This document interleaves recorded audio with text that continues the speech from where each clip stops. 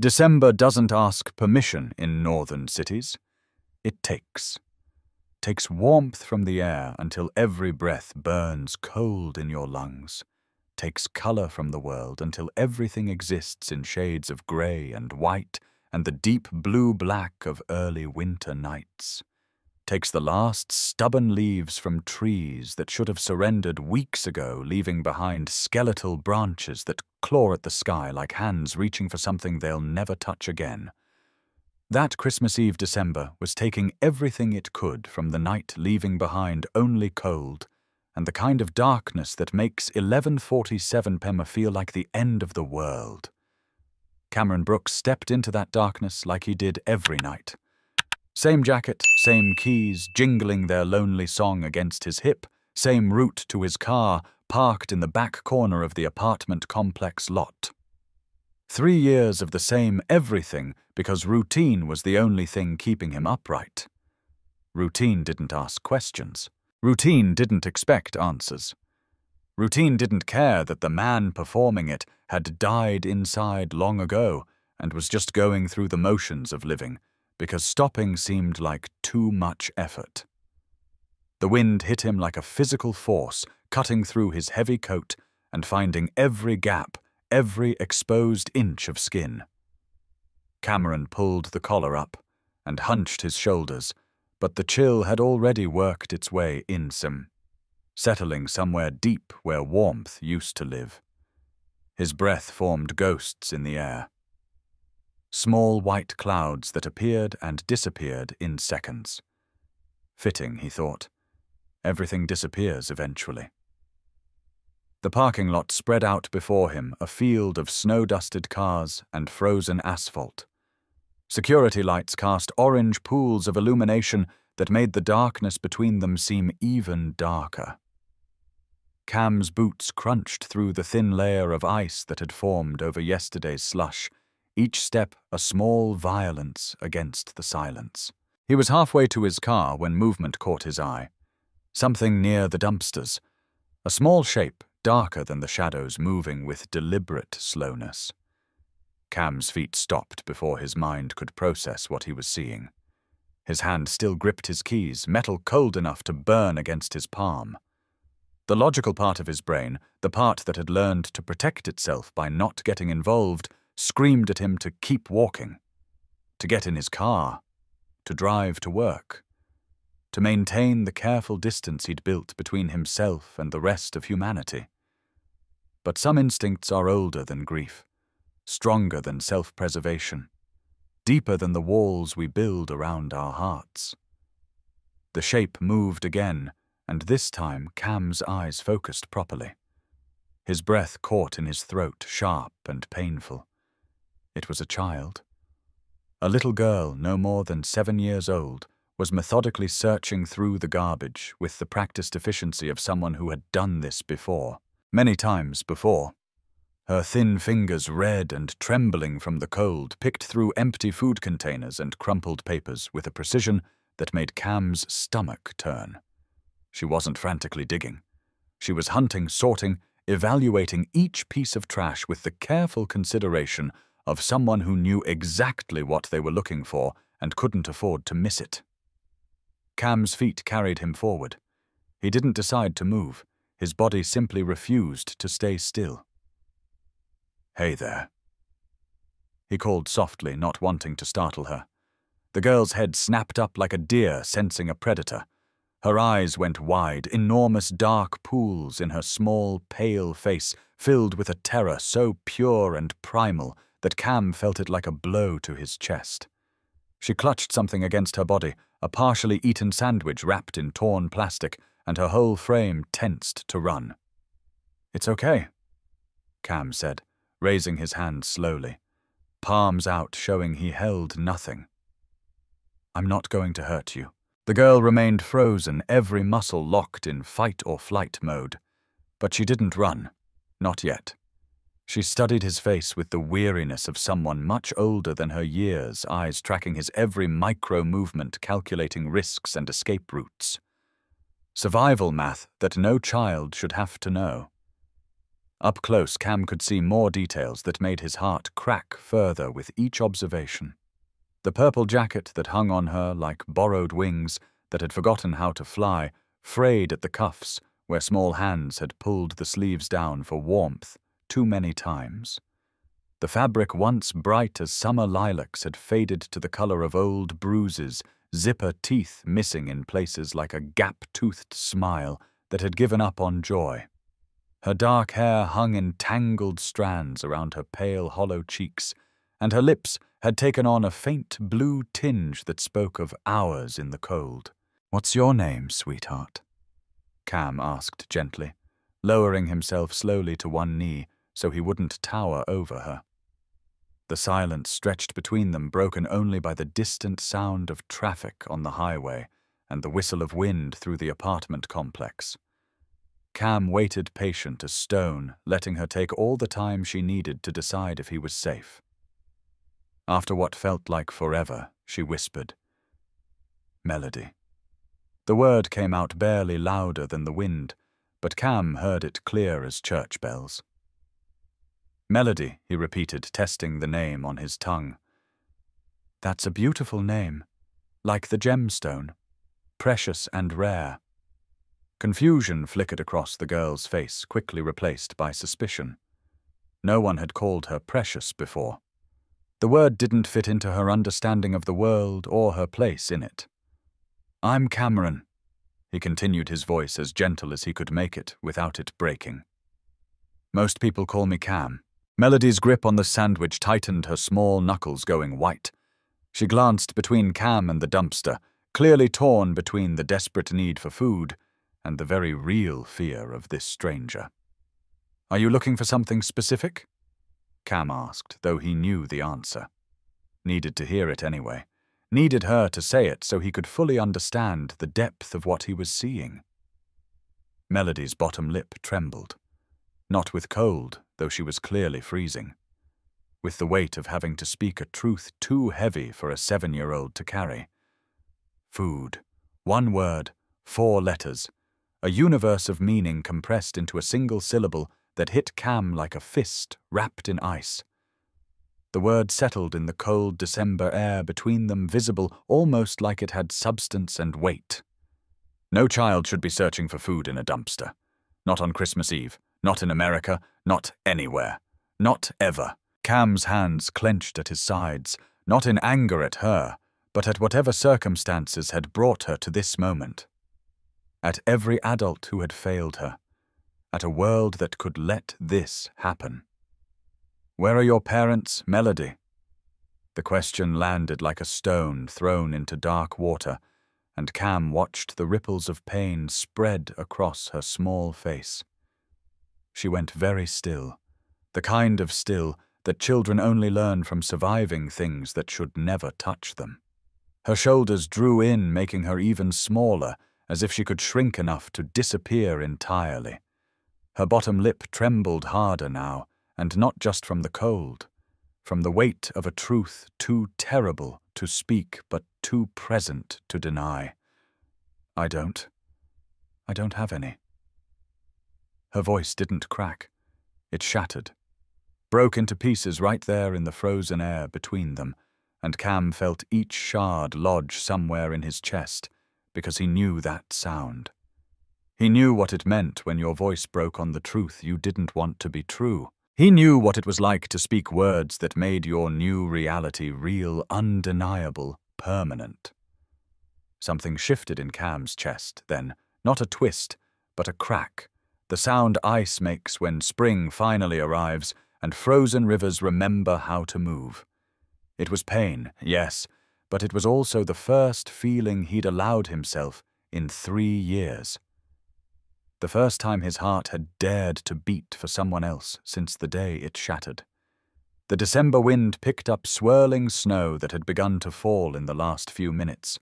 Small flakes caught in Melody's tangled hair, like stars that had lost their way and settled for Earth.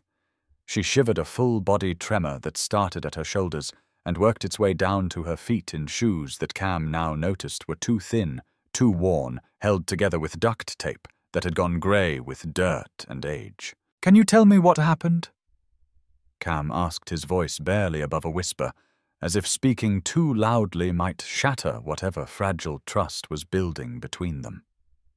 Melody looked at the sandwich in her hands at the corner, turning green with mold at the plastic wrap, torn and dirty. Then she looked back at Cam, and something in his eyes must have convinced her that maybe, just maybe, this one adult might listen, might care, might not walk away. The words came faster then, like water from a dam that had cracked wide open. I was living with my Grandma Ruth. She was all I had after. Her voice caught. After my mama left when I was a baby. I don't remember her at all. Mama, I mean. Grandma Ruth said she wasn't ready to be a mother, that some people aren't meant to stay, and that it's okay, because Grandma was enough love for both of them. Cam's throat tightened. This child had learned philosophical acceptance of abandonment before she'd learned to tie her shoes. Ruth got sick 3 weeks ago. Melody continued her words, tumbling over each other now, as if speaking them quickly might make them hurt less. She had this cough that wouldn't go away, and she was so tired all the time. We didn't have money for the doctor, so she just kept taking medicine from the store, the kind in the purple box that she said would make her better. The little girl wiped her nose with the back of her sleeve, a gesture so innocent and childlike that it broke through Cam's carefully constructed emotional armor like it was made of paper. One morning, Melody's voice went quieter, smaller. I tried to wake her up for breakfast. We always had breakfast together, even when we only had crackers and butter, because the food stamps hadn't come yet. But that morning she wouldn't open her eyes. I shook her shoulder and called her name. I said, "Grandma Ruth, wake up, it's time for breakfast, and I even made your tea the way you like it." Tears began streaming down Melody's face, cutting clean tracks through the dirt on her cheeks. But she wouldn't wake up. Her skin was so cold, colder than now even. And I knew she was gone like Mama, but this time forever. Not just gone away gone, but gone. Cam felt tears burning behind his own eyes. He knew that feeling, the desperate shaking, the denial, the moment when reality crashes down and changes everything. He'd shaken Eleanor's shoulder in that hospital room, even after the doctors had told him she was gone, as if his refusal to accept it could somehow reverse death itself. What happened then, he managed to ask, though his voice came out rough as gravel. Melody wiped at her tears with frozen fingers. The people in uniforms came. Ambulance people, then police, then other people with papers and clipboards.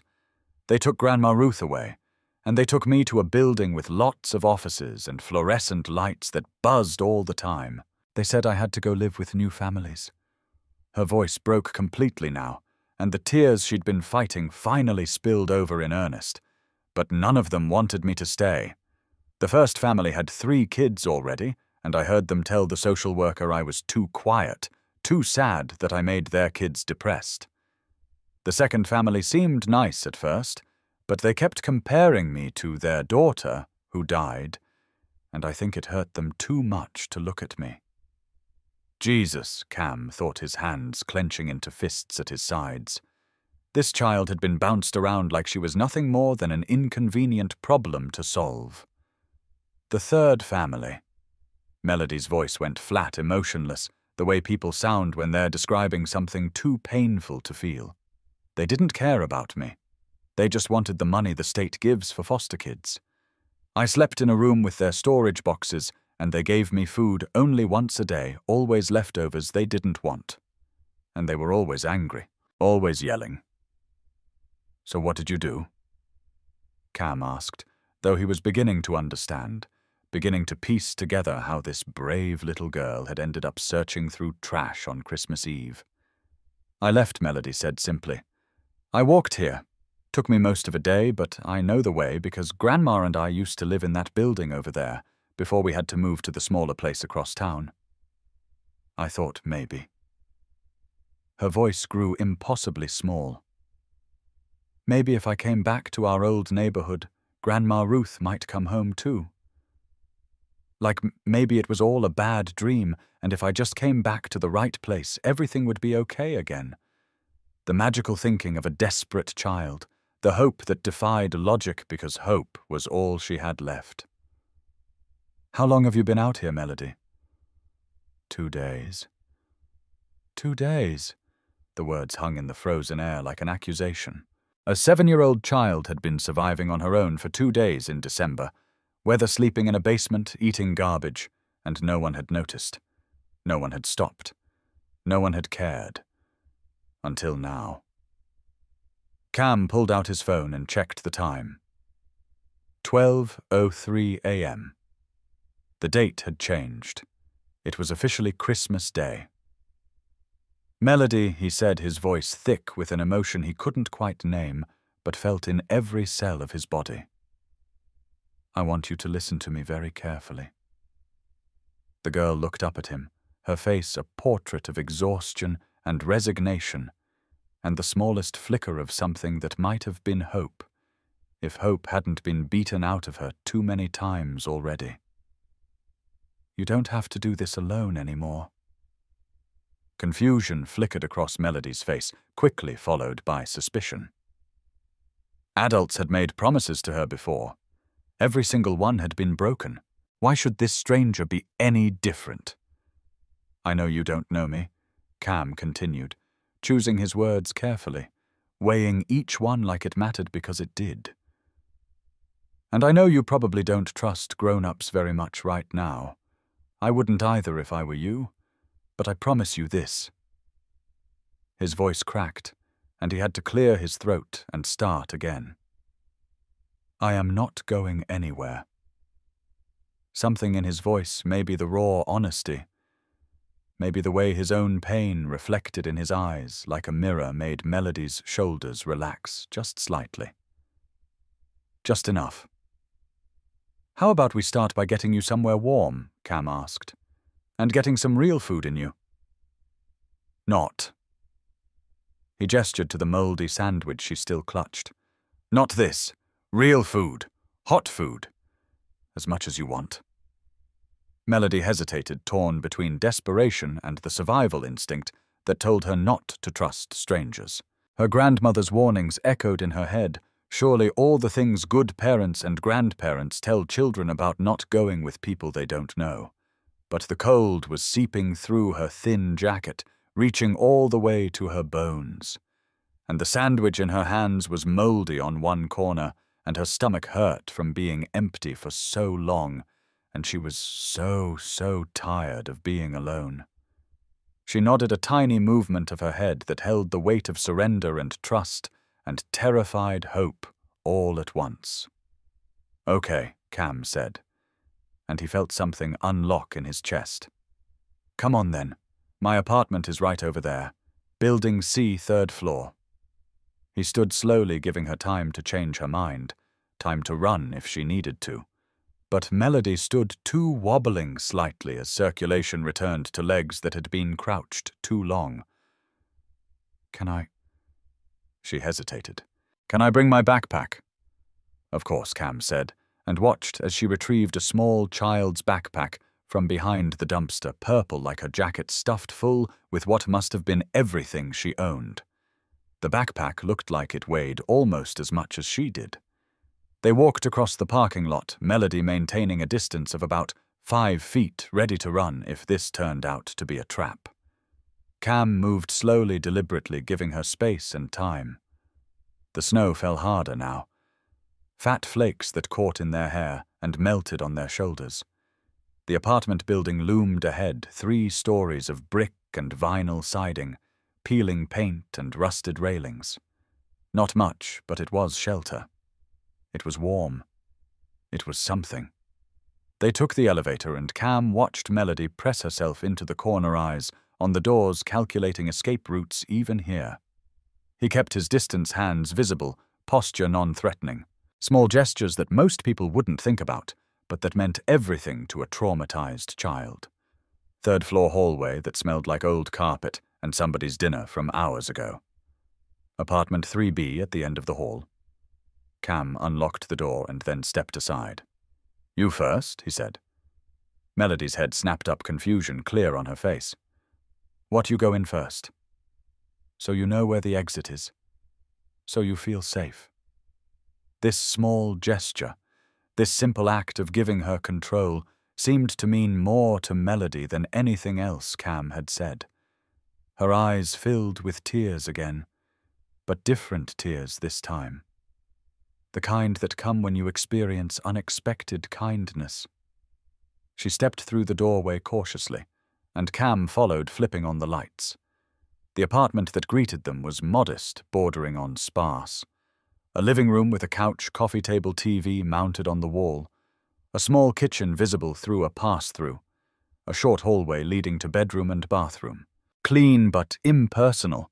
Functional furniture, beige walls, nothing that spoke of personality or warmth or life really lived. But it was warm. The heat hit them like a wall, and Melody's whole body seemed to sag with relief. It's so warm, she whispered, her voice full of wonder, as if heat was a luxury she'd forgotten existed. Cam saw his apartment through her eyes then. The nothing he'd been living in suddenly became something. His emptiness became her everything. What he took for granted, 4 walls, a roof, central heating, running water, was wealth beyond measure to a child who'd been sleeping in a basement and eating from dumpsters. Before we continue, tell us, where in the world are you tuning in from? We love seeing how far our stories travel. Let me run you a bath, Cam said, heading toward the bathroom. You must be frozen all the way through. As the tub filled with hot water, Cam gathered supplies. He found his smallest t-shirt, though it would still be like a dress on her. Sweatpants with a drawstring that could be tightened. Clean socks, 3 pairs, because her feet must be ice. Towels, soap, the shampoo that had been sitting unused because his hair was too short to need it. He knocked gently on the bathroom door. Melody, I'm leaving clothes out here. Take as long as you want.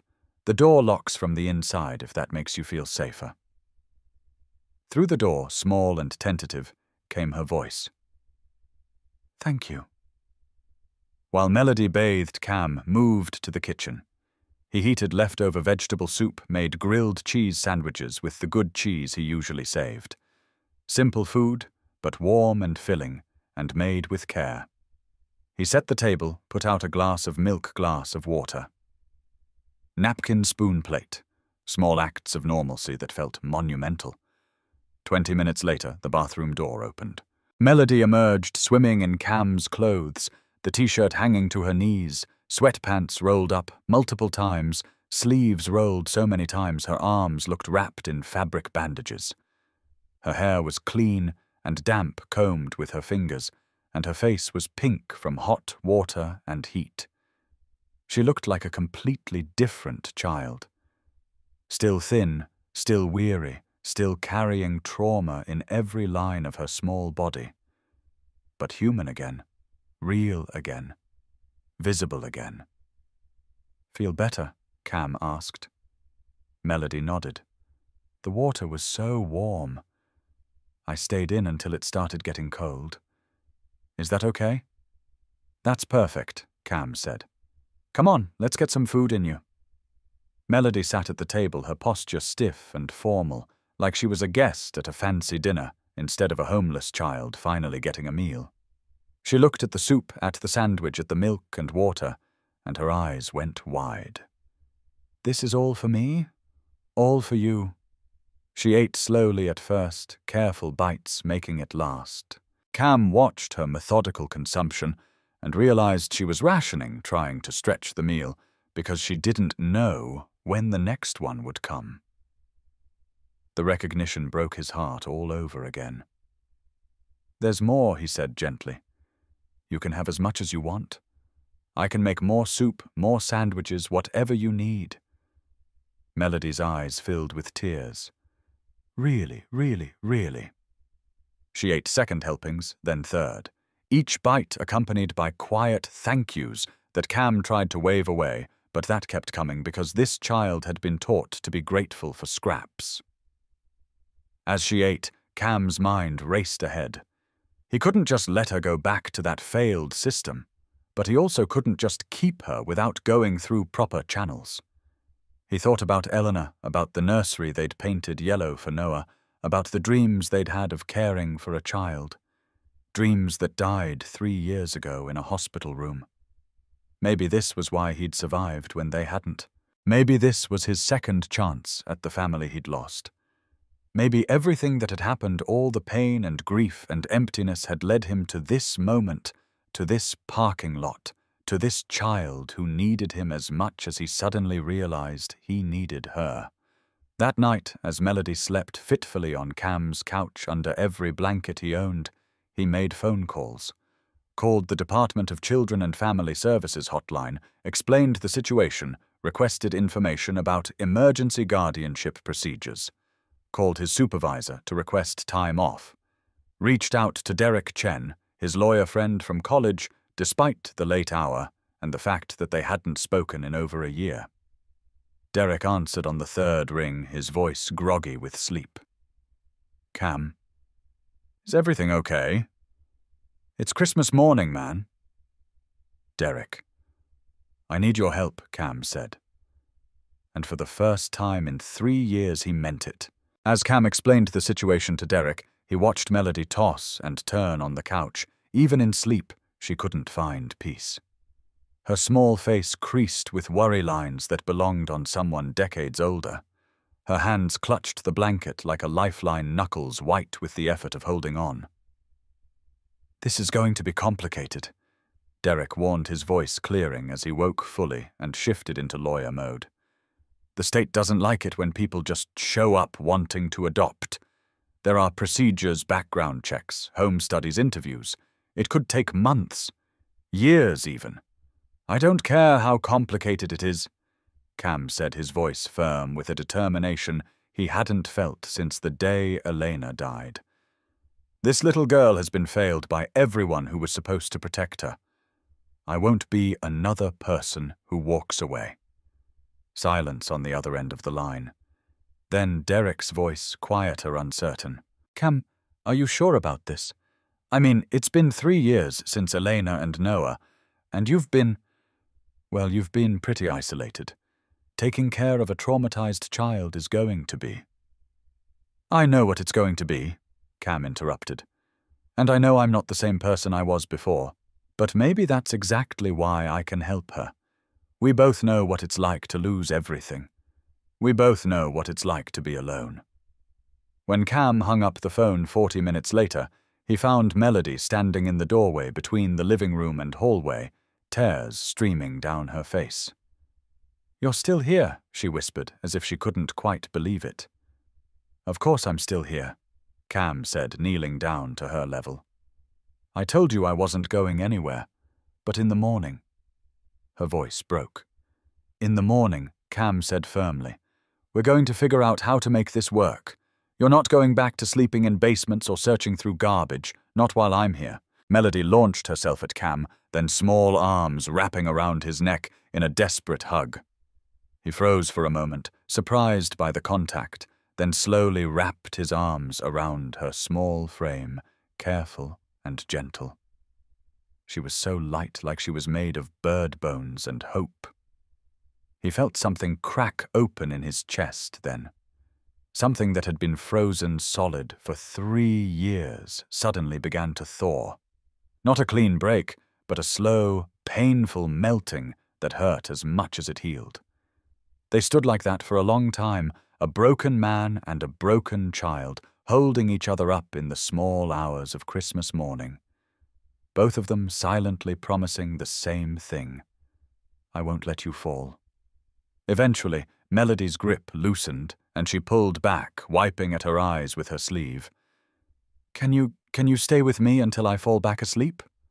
Cam settled on the floor next to the couch, his back against the coffee table.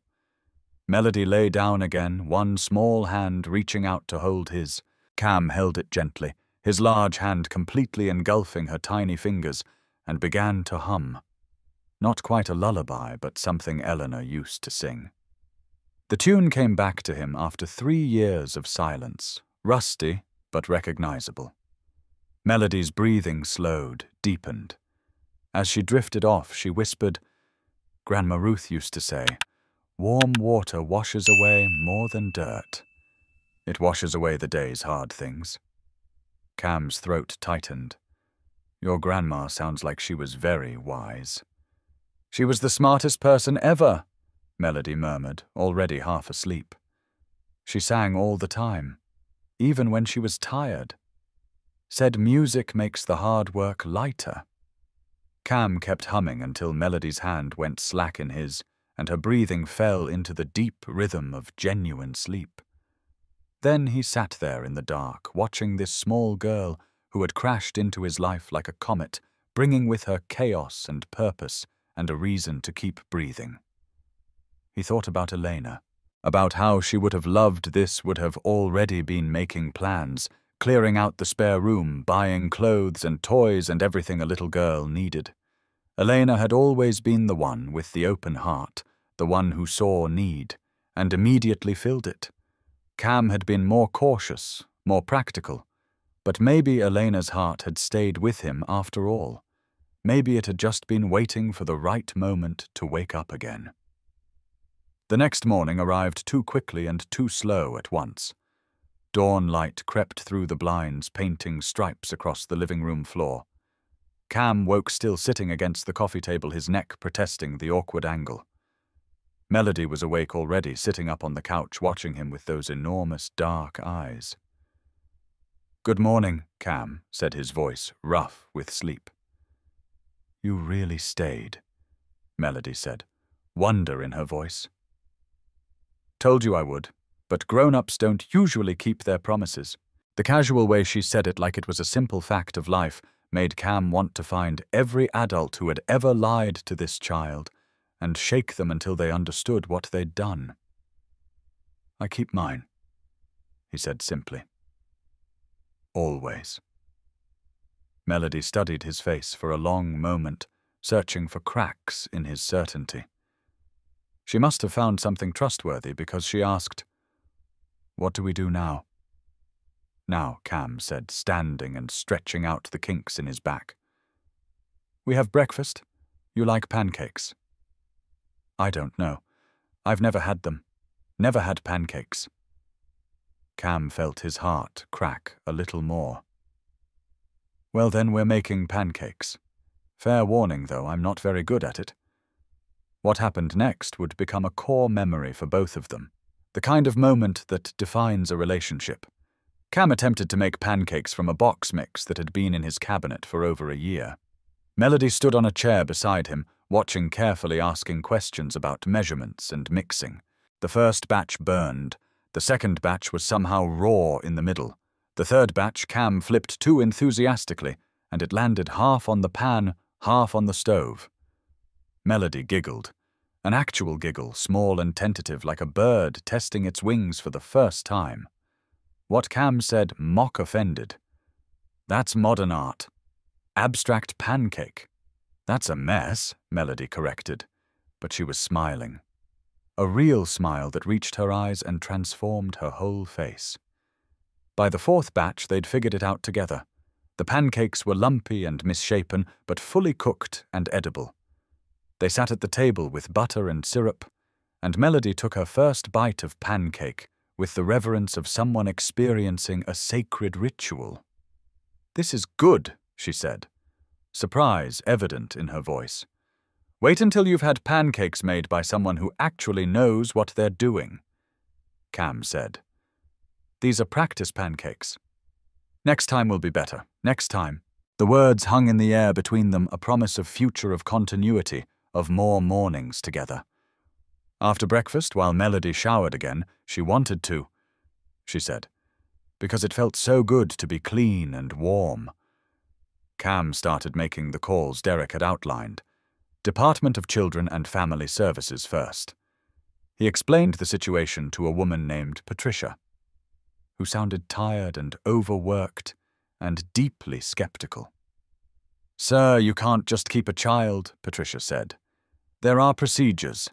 The child needs to be placed in licensed foster care while we investigate." "She's been in foster care," Cam argued.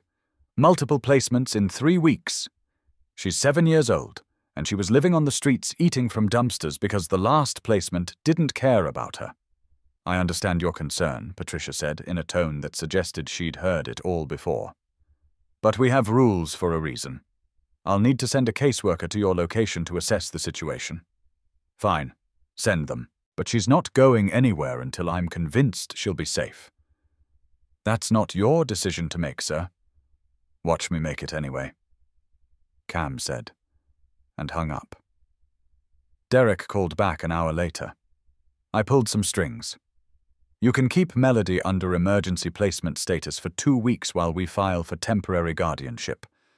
But Cam, you need to understand this is going to be an uphill battle.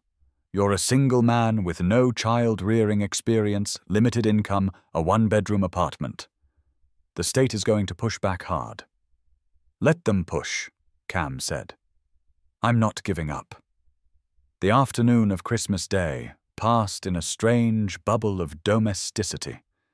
Cam and Melody watched movies, animated films that Cam had never seen, but that Melody seemed to know by heart, whispering the dialogue, along with the characters.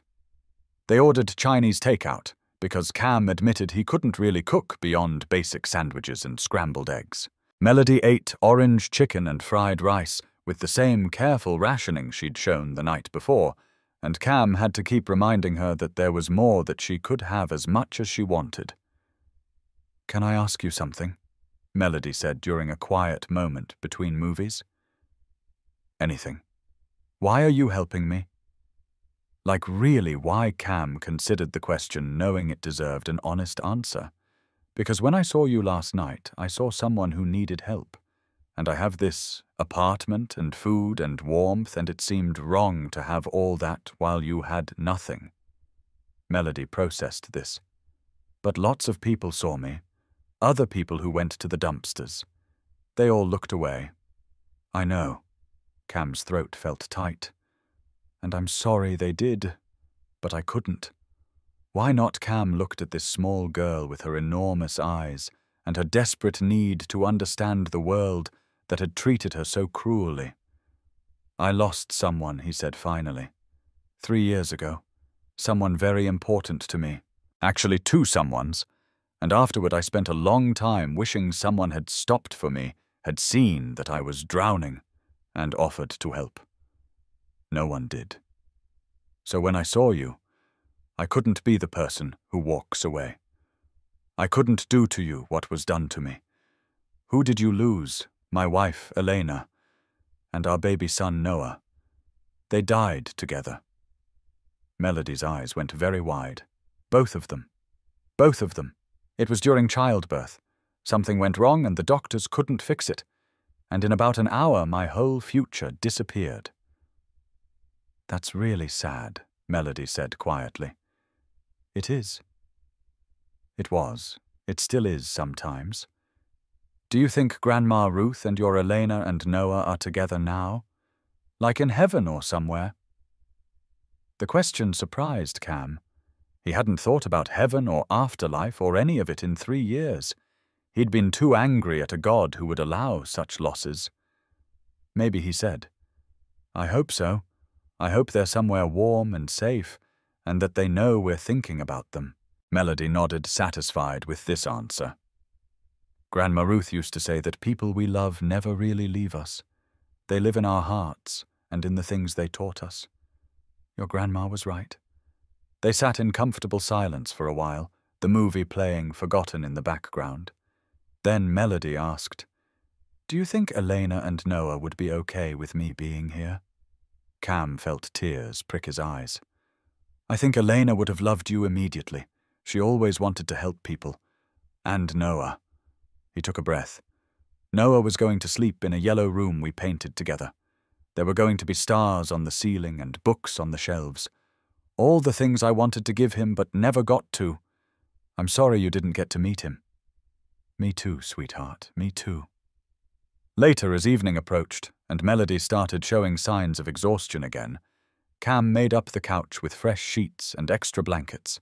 He gave Melody one of his old t-shirts to sleep in, cleaner than the one from the night before, and watched as she carefully folded her purple jacket and placed it at the foot of the couch like a security blanket. "Do you have bad dreams?" Melody asked suddenly. "Sometimes," Cam admitted. "Do you every night?" "Usually about the morning I couldn't wake up Grandma Ruth, or about the basement where I was sleeping, or about being hungry and no one caring." Cam's heart broke all over again. "If you have a bad dream, you call for me, okay? I'm just in the next room. I'll come. Promise, promise." Melody settled under the blankets, her small body barely making a dent in the couch cushions. Cam moved to turn off the lights, but Melody's voice stopped him.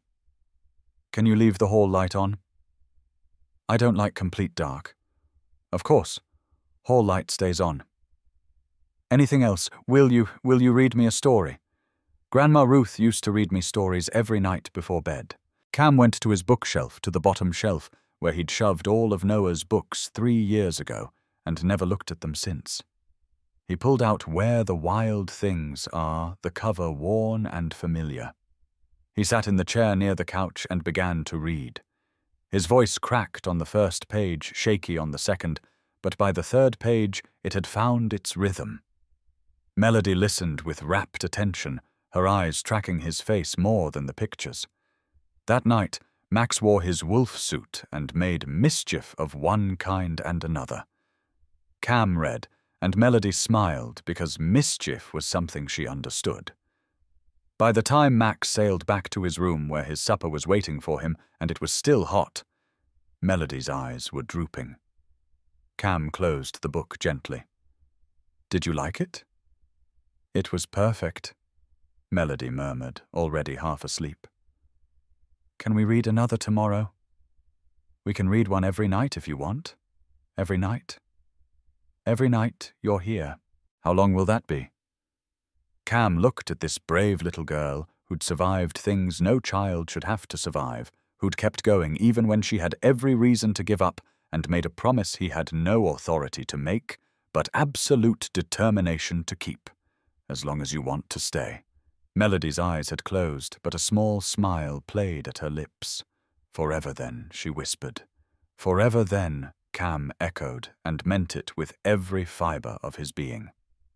After Melody fell asleep, Cam sat in the dark living room with only the hall light cutting a strip of illumination across the floor. He should go to bed. He had calls to make in the morning, forms to fill out, a battle to prepare for. But sleep felt impossible with memories churning through his mind like a storm. 3 years. It had been exactly 3 years, 2 months and 14 days since Elena died. Cam closed his eyes and let himself remember.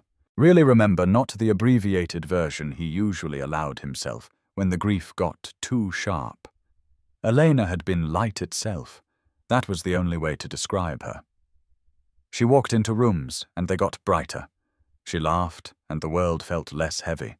She saw hurt, and immediately moved to heal it, saw need, and filled it, saw loneliness, and offered companionship. She collected strays, people, and animals both, and loved them fiercely until they believed they were worth loving. Cam had been one of those strays in a way. They'd met in college, Cam all sharp edges and cynicism. Elena all warmth and unshakable optimism. She'd seen something in him worth saving, and she'd loved him into becoming a better version of himself. When she got pregnant, they'd been ecstatic. Terrified, yes, but mostly ecstatic. They'd painted the nursery together on weekends, Elena directing from a chair, while Cam did the actual painting because she wasn't supposed to be around the fumes. Yellow, she'd insisted. Bright and happy. Like sunshine lives here. They'd spent evenings talking to Elena's growing belly, telling Noah about the world he was about to join. Elena would place Cam's hand on her stomach, and they'd feel Noah kick, and Cam would be overwhelmed with love for this tiny person he hadn't even met yet. He remembered that last morning with perfect clarity, every detail burned into his brain like a brand. March 3rd. A Thursday, rain drumming against the windows. Elena had complained of feeling dizzy at breakfast, mentioned that something felt off. Cam, focused on his work presentation, had told her it was probably just pregnancy fatigue, that she should rest. He'd left for work despite the worried look in her eyes. The call came at 11:47 a.m. The time was seared into Cam's memory because he'd looked at his phone and thought about not answering, about letting it go to voicemail because he was in a meeting. But something made him answer. "Brooks, this is Seattle General Hospital. Your wife, Eleanor, has been brought in by ambulance. You need to come right away." The drive to the hospital was a blur of broken traffic laws and desperate prayers to a God Cam wasn't sure he believed in. Please, please, please, over and over, like a mantra that could change reality through sheer force of repetition. He'd burst through the emergency room doors, demanded to know where his wife was, been directed to a waiting room that smelled like antiseptic and fear. He'd paced for hours, or maybe minutes. Time had lost all meaning. Then the doctor emerged. Dr. Martinez, a woman in her 50s with kind eyes that couldn't quite meet his. The words came in fragments. Amniotic fluid embolism. Extremely rare. 1 in 40,000 pregnancies. No warning signs, no way to predict, no way to prevent. Maternal mortality rate near 90%. She fought. Dr. Martinez said, "We did everything we could, but the baby's heart rate dropped too far, and when we performed the emergency C-section, he wasn't breathing. We tried to resuscitate for 37 minutes. I'm so sorry. They're both gone." Cam remembered the sensation of the floor tilting, of gravity reversing, of the entire world turning inside out. He'd fallen into a chair, and a sound had come out of him that didn't seem human. A howl of pure anguish that made nurses look away and other families in the waiting room press closer together. He'd insisted on seeing them. Elena still looked like she was sleeping, so beautiful and peaceful that for a moment Cam's brain couldn't reconcile her serene face with the word gone. Noah was so tiny, just over 6 pounds, perfect in every way, except that he'd never drawn a breath, never opened his eyes, never had a chance. Cam had held his son for an hour, whispering all the things he'd never get to say, making promises he'd never get to keep. He'd kissed Elena's forehead and thanked her for giving him the best years of his life, apologized for not being there when she needed him most. The guilt had come later, the endless what-ifs that circled his brain like vultures. What if he'd stayed home that morning? What if he'd insisted she see a doctor when she said she felt off? What if he'd paid better attention? The doctor said outcome would likely have been the same either way. Likely, not definitely. That word haunted Cam. Likely meant maybe not. Likely meant there was a chance, however small, that if he'd acted differently, they'd still be alive. For 3 years, Cam had carried that weight. For 3 years, he'd punished himself by existing instead of living. He'd moved to a smaller apartment because the old one held too many memories. He'd packed Elena's things in boxes that he'd never unpacked. He'd sold or donated most of their furniture, keeping only the bare essentials. He'd quit his job in marketing because his co-workers kept looking at him with pity and asking how he was doing. He'd taken the security guard position because it required minimal human interaction and left him alone with his grief. He'd convinced himself this was enough, that he didn't need or want more, that emotional isolation was safer than risking his heart again. Until last night, until Melody. Cam looked at the small shape on his couch, this tiny girl who'd been orphaned twice, who'd survived things no child should have to survive, who'd been failed by every adult who was supposed to protect her. And he understood finally why he was still alive when Elena and Noah weren't. He couldn't save his wife. He couldn't save his son. But he could save this little girl. Maybe Elena had sent her. Maybe this was Elena's way of telling him it was okay to open his heart again, okay to love something fragile and mortal and terrifyingly temporary. Maybe Noah's empty yellow room had always been meant for Melody. Or maybe it was just coincidence and chance and the intersection of two broken people who needed each other at exactly the right moment. Either way, Cam knew with absolute certainty he wasn't letting Melody go. Whatever it took, whatever battles he had to fight, whatever hoops he had to jump through, he was keeping her safe. The state had failed her. Her mother had failed her. Even her grandmother, through no fault of her own, had left her alone. But Cam wouldn't fail her. He'd already lost one family. He'd be damned if he lost another. Cam woke to screaming. He jolted upright in his bed, heart hammering, momentarily disoriented. Then memory crashed back, and he was on his feet, rushing to the living room. Melody was tangled in the blankets, thrashing, eyes wide and unseeing in the darkness. Her screams were raw and terrible sounds that came from the deepest place of trauma. "No, please don't take me back. I'll be good, I promise, I'll be good." Cam approached carefully, not wanting to startle her further. "Melody," he said firmly but gently, "you're safe. You're with me. You're home." Melody's wild eyes focused slowly on his face. The screaming stopped, but the trembling continued, her whole small body shaking like a leaf in a storm. "Where?" Her voice came out hoarse and confused. "Where am I?" "My apartment. You're safe. It's just a bad dream." Reality settled over her in layers. She looked around, taking in the familiar room, the hall light still burning, the blankets twisted around her legs. Her breathing started to slow, but her hands still gripped the sheets with white-knuckled intensity. "I'm sorry," she whispered. "I'm sorry for waking you." Cam's heart broke. "Don't apologize. Bad dreams aren't your fault." Melody's eyes filled with tears. "I dreamed that Grandma Ruth came to get me, but you wouldn't let me go with her. You said I was too much trouble, that you didn't want me anymore. You gave me back." Cam moved to sit on the floor beside the couch, close enough to offer comfort, but not crowding her. "Oh, sweetheart, that's not going to happen. Everyone gives me back eventually," Melody said, and the flat certainty in her voice was devastating. "First my mama, then the foster families. Why would you be different?"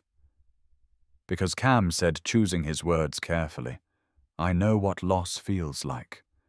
I know what it's like to have everything disappear. And I would never, ever do that to someone else. Especially not to you. How do I know that? How do I know you won't change your mind tomorrow or next week or when I'm too much work?" Cam looked at this brave, broken little girl who had every reason not to trust him and had trusted him anyway. "Can I tell you something? Something I've never told anyone else." Melody nodded, wiping at her tears. "When Elena and Noah died, I wanted to die too. For a long time, I was just existing. Going through the motions. I wasn't really living. I was a ghost in my own life." He paused, making sure she understood. "Then I saw you last night and something woke up in me. Something I thought was dead. You gave me a reason to wake up in the morning. A reason to care about something beyond just getting through another day." Melody studied his face. "So I'm helping you too. You're saving me," Cam said honestly. "Just like I'm trying to save you. We're saving each other." Melody processed this, her 7-year-old brain working through concepts that were complex even for adults. Can I hold your hand?" Cam extended his hand, and Melody's small fingers wrapped around 2 of his. They sat like that in the darkness, connected by touch and shared grief, and the fragile beginning of trust. "Do you want to talk about the nightmare?" Cam asked softly. "It's always the same," Melody said. "Either I can't wake up Grandma Ruth, or I'm back in the basement, or someone's taking me away and no one cares." "I care," Cam said. "And I'm right here, And every time you have a nightmare, you call for me, and I'll come. I promise. You keep saying that word. Promise. Because I mean it. When I make a promise, I keep it. Always. Melody yawned, then exhaustion pulling at her, despite the terror that had woken her. Cam stayed sitting on the floor holding her hand until her breathing deepened and she drifted back to sleep. Then he stayed longer, just to be sure. Morning arrived for real a few hours later. Dawn light creeping through the blinds. Cam woke still on the floor, his back screaming in protest. Melody was already awake, sitting up on the couch watching him. "You really stayed," she said, and there was wonder in her voice. "Told you I would." Cam stood with difficulty, his back popping and cracking. He was too old to be sleeping on floors. "What do we do today?" Melody asked. "Today," Cam said, "we start building routines. Structure is going to help you feel safe. How about we make a schedule together?" They spent breakfast slightly less disastrous pancakes this time, creating a daily schedule. Melody watched as Cam wrote it out on a piece of paper. Morning breakfast together. Midday reading time, art time, quiet time, afternoon lunch activity. Evening, dinner, bath, story, bedtime. Simple, predictable, safe. "We'll put this on the refrigerator," Cam explained, "so you always know what comes next. If you know what to expect, it's less scary." Melody touched the paper reverently. "Grandma Ruth and I had routines too. She said routines make the world make sense. Your grandma was right about a lot of things." After breakfast, while Melody showered, she was taking 2 or 3 showers a day. Cam noticed like she couldn't get enough of being clean and warm. Cam made the calls Derek had outlined. First, the Department of Children and Family Services. A different person this time, a woman named Vanessa Cole, who would be Melody's assigned caseworker. "Mr. Brooks." Vanessa said, her voice professionally neutral. "I understand you have a child in your care who was found homeless." "Yes. Her name is Melody. She's 7. She was living on the streets after foster placements failed." "I see. Well, I'll need to come assess the situation. Can I come by this afternoon?" "Sure. We'll be here. And Mr. Brooks. Please don't get too attached. We'll need to place Melody in licensed foster care while we investigate the circumstances. She's already been in foster care, multiple times. It didn't work. Nevertheless, those are the procedures." After Vanessa hung up, Cam called Derek to update him.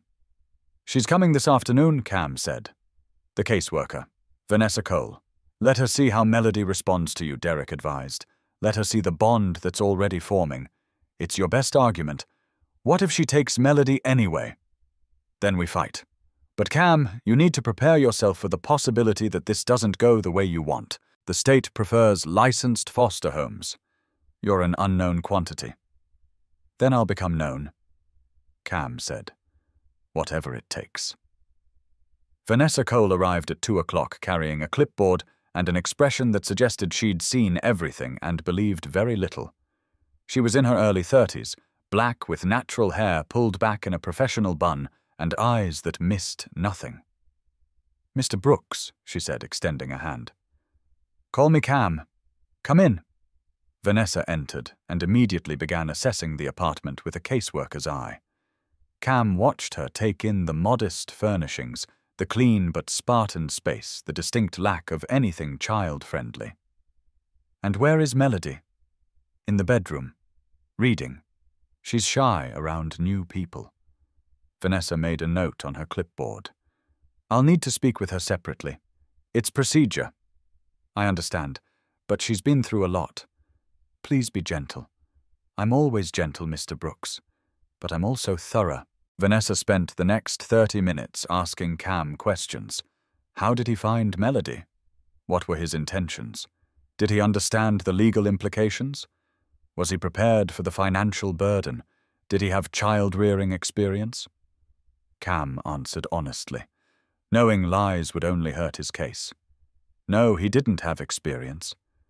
Yes, his apartment was small, Yes, his income was modest.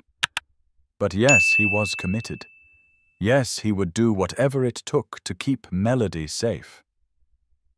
And why Vanessa asked her pen poised over her clipboard. "Are you so invested in this child you met 2 days ago?" Cam looked her straight in the eye. "Because I know what it's like to need someone and have no one show up. Because I have the resources to help and it would be morally wrong not to. Because that little girl deserves someone who won't give up on her." Vanessa's expression didn't change, but something flickered in her eyes. "Can I speak with Melody now?" Cam knocked gently on the bedroom door. "Melody, the social worker is here. She wants to talk to you." Melody emerged slowly, clutching the book she'd been reading, one of Noah's old picture books about dinosaurs. She looked at Vanessa with obvious fear. "Hi, Melody." "Vanessa," said her voice noticeably softer. "I'm Vanessa. I work with children to make sure they're safe and happy. Can we talk for a few minutes?" Melody looked at Cam. "Will you stay? I'll be right outside the door," Cam promised. "You're not alone." The conversation lasted 20 minutes. Cam paced in the living room, stomach churning with anxiety. Finally, the bedroom door opened, and Vanessa emerged, Melody trailing behind her. "Thank you for your time, Melody," Vanessa said. "You've been very helpful." Melody immediately went to Cam's side, pressing against him like a magnet finding metal. Vanessa made several more notes on her clipboard before looking up. "Mr. Brooks, I'll need to file my report and consult with my supervisor. For now, I'm classifying this as emergency placement. Melody can stay with you temporarily while we investigate. But I need to be clear, this is not permanent. We'll need to conduct a full home study background checks, psychological evaluations.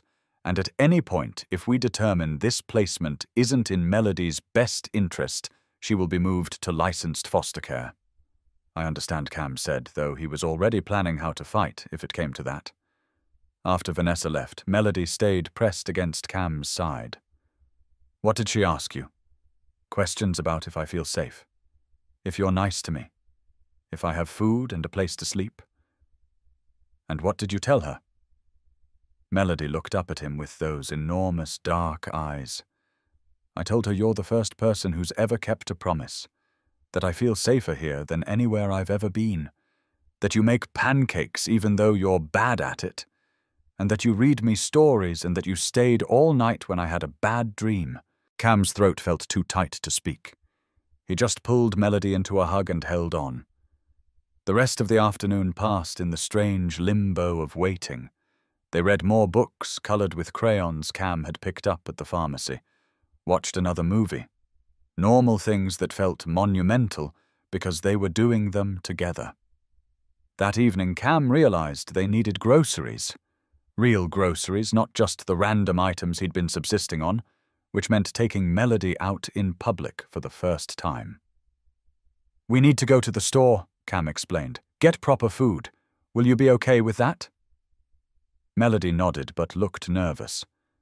"What if someone sees me? What if they take me?" "No one's taking you. I promise. You're with me, and I won't let anything happen to you."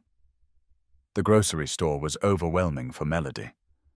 Cam could see it in the way her eyes went wide at the bright lights and the crowds of people. She stayed close to him, one hand gripping the shopping cart like an anchor. They made their way down the aisles, Cam asking what Melody liked to eat.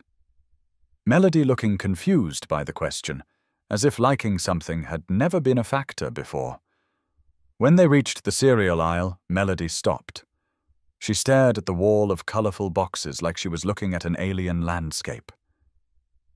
"Pick whichever one you want," Cam said. Melody reached out tentatively toward a box of chocolate cereal, then pulled her hand back. She looked at the price tag, then at a generic brand on the bottom shelf. "That one's expensive," she said quietly. "We should get the cheap kind." Cam's heart cracked. "Melody, you can pick anyone you want. Price doesn't matter, but Grandma Ruth always said we had to get the cheapest because money doesn't grow on trees.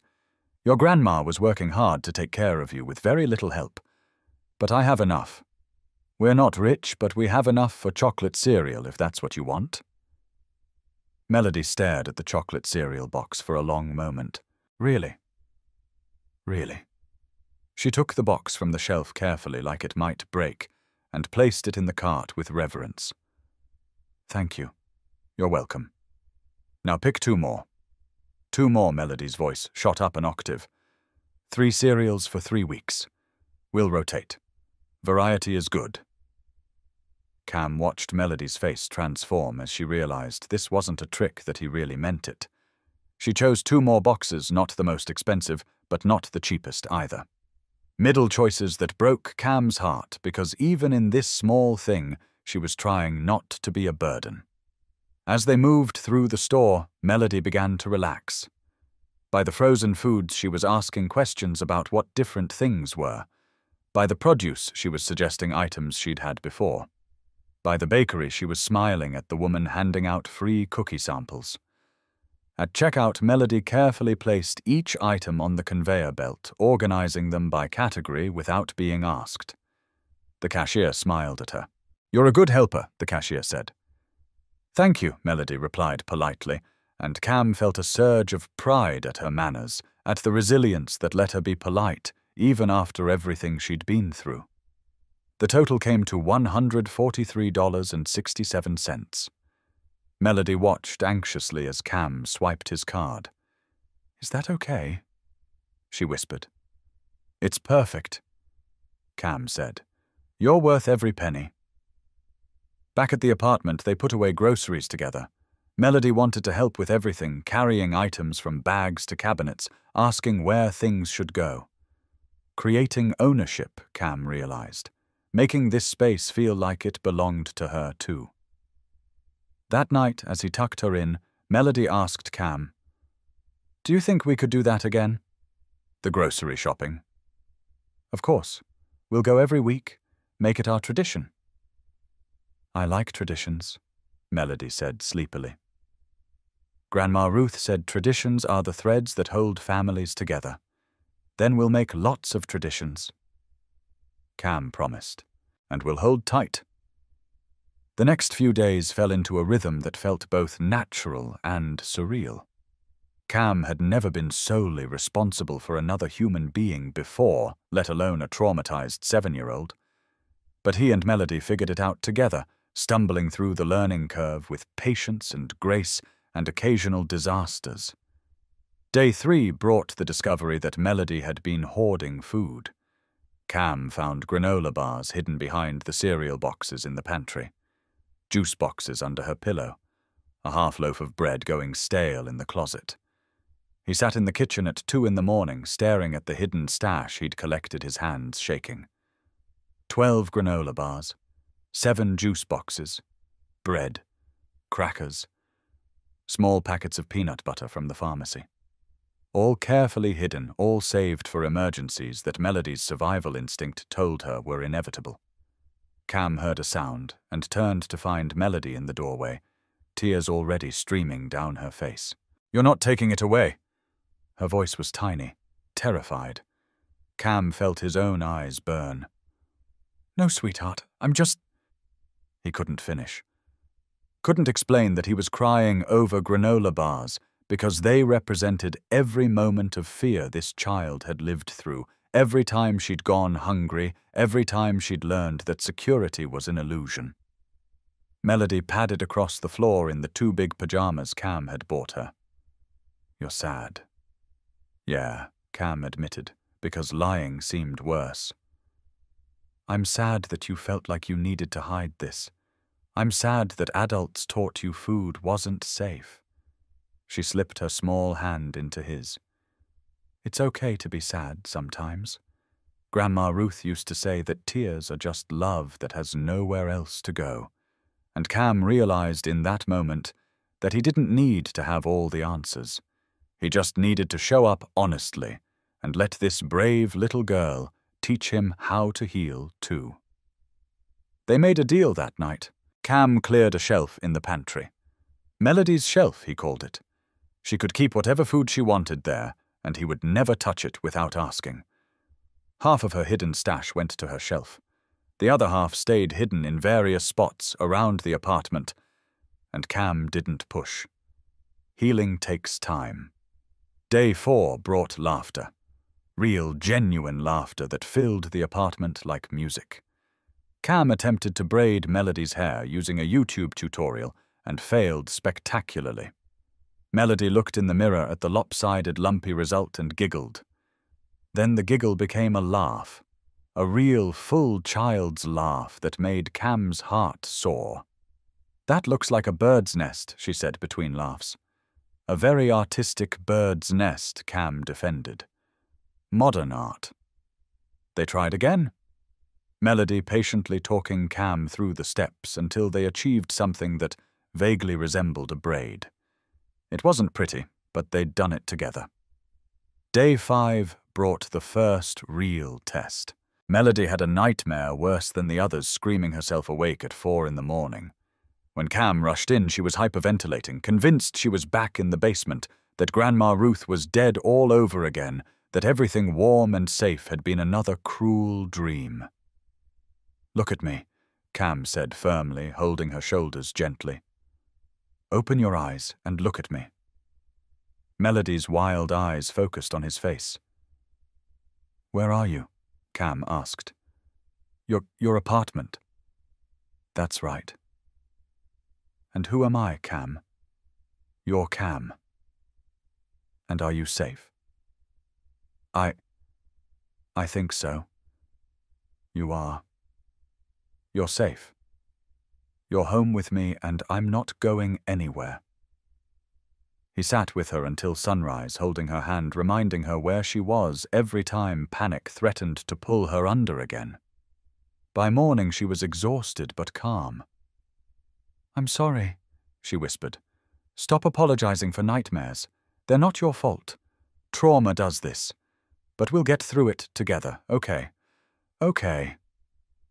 Day 6 brought an unexpected gift. Teresa Abbott, the neighbor from 3D, who Cam had maybe exchanged 10 words with in the year he'd lived there, knocked on his door. "I've noticed you have a little one staying with you," she said. She was in her 60s, grey hair, kind eyes. "If you need any help babysitting advice, anything, I raised 3 girls of my own. I'm happy to help." Cam felt tears prick his eyes at this simple offer of support. "Thank you. I might take you up on that." Teresa became a regular presence after that. She brought over a bag of girls' clothes her granddaughters had outgrown. She showed Cam how to properly braid hair. She sat with Melody one afternoon while Cam went to a meeting with Derek, and when he came back, they were baking cookies together, and Melody was smiling.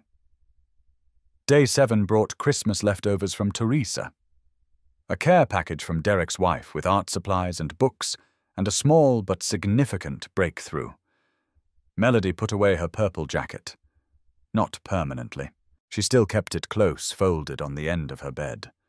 But for the first time she took it off without prompting, and didn't need to wear it inside to feel safe.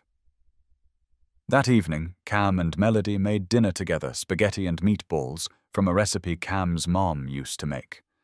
The kitchen became a mess of flour and sauce and laughter. Melody got sauce on her nose and Cam wiped it off, and she didn't flinch away from the touch like she had the first few days. After dinner they washed dishes together. Melody stood on a chair to reach the sink, carefully scrubbing plates, while Cam dried. The radio played soft music in the background, and snow fell outside the window, and for a moment everything was perfect in its ordinariness. "Can I tell you something?" Melody asked suddenly. "Always. I think I'm starting to feel like this is home. Like really home, not just a place I'm staying until people decide to move me somewhere else." Cam set down the dish towel and looked at this brave little girl who'd been through hell and was still willing to hope. "This is home, Melody, for as long as you want it to be. What if the social worker says I have to leave? Then I'll fight to keep you.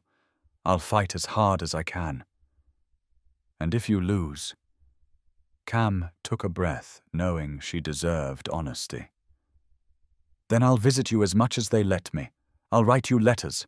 I'll never stop caring about you. But I'm not planning to lose. We're going to make this work." Melody climbed down from the chair and hugged him, her small arms wrapping around his waist. "I love you," she whispered into his shirt. Cam froze. She'd said it so simply, so naturally, like it was the most obvious thing in the world, and something that had been locked tight in his chest for 3 years finally broke open. "I love you too, Ruby." The nickname slipped out without thought, but it felt right. Ruby. Precious and rare, just like he'd said that first night. Melody looked up, smiling. "Ruby, if you want. You said your name is Melody, but you remind me of a ruby. Strong and beautiful even after being under pressure." "I like it," Melody said. "Ruby." She tested it out. "Ruby Brooks. That sounds like a real name. Like I'm a real person who belongs somewhere." "You are," Cam said. "You absolutely are."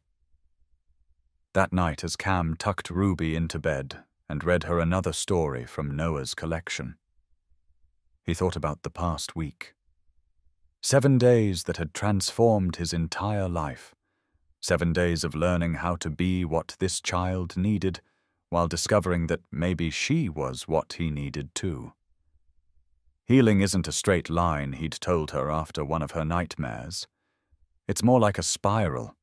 Sometimes you circle back to old pain, but each time you're a little bit higher, a little bit stronger, a little closer to okay. Ruby had absorbed this wisdom with her characteristic seriousness. "So we're both spiraling." "Both spiraling," Cam agreed. "But spiraling up, together." Together, Ruby echoed and fell asleep, holding his hand. Cam stayed there long after her breathing deepened, watching this small miracle who'd crashed into his life and given him a reason to live again. He thought about Elena and Noah, about the family he'd lost, and the one he was building now. Different, but no less precious. Not a replacement, but a continuation. Love doesn't replace love. It expands to hold more. He whispered into the darkness. "If you sent her to me." "Elena, thank you. I'll take care of her, I promise. I'll be the dad. I never got to be to Noah. I'll do better. I'll be better." And somewhere in the space between waking and sleeping, Cam could have sworn he felt a gentle touch on his shoulder, a warmth that felt like blessing, like permission, like love that never really dies, but just changes form. Week 2 began with another visit from Vanessa Cole. This time she came with a folder thick with paperwork, and an expression that told Cam he wasn't going to like what she had to say. "Mr. Brooks." She began settling into a chair in the living room, while Ruby played quietly in the bedroom. "I've completed my preliminary assessment." Cam's stomach clenched, and Vanessa opened the folder. "The good news is that Ruby is clearly bonding with you. Her teachers report significant improvement in her demeanor. Ruby's in school already. I enrolled her at Lincoln Elementary.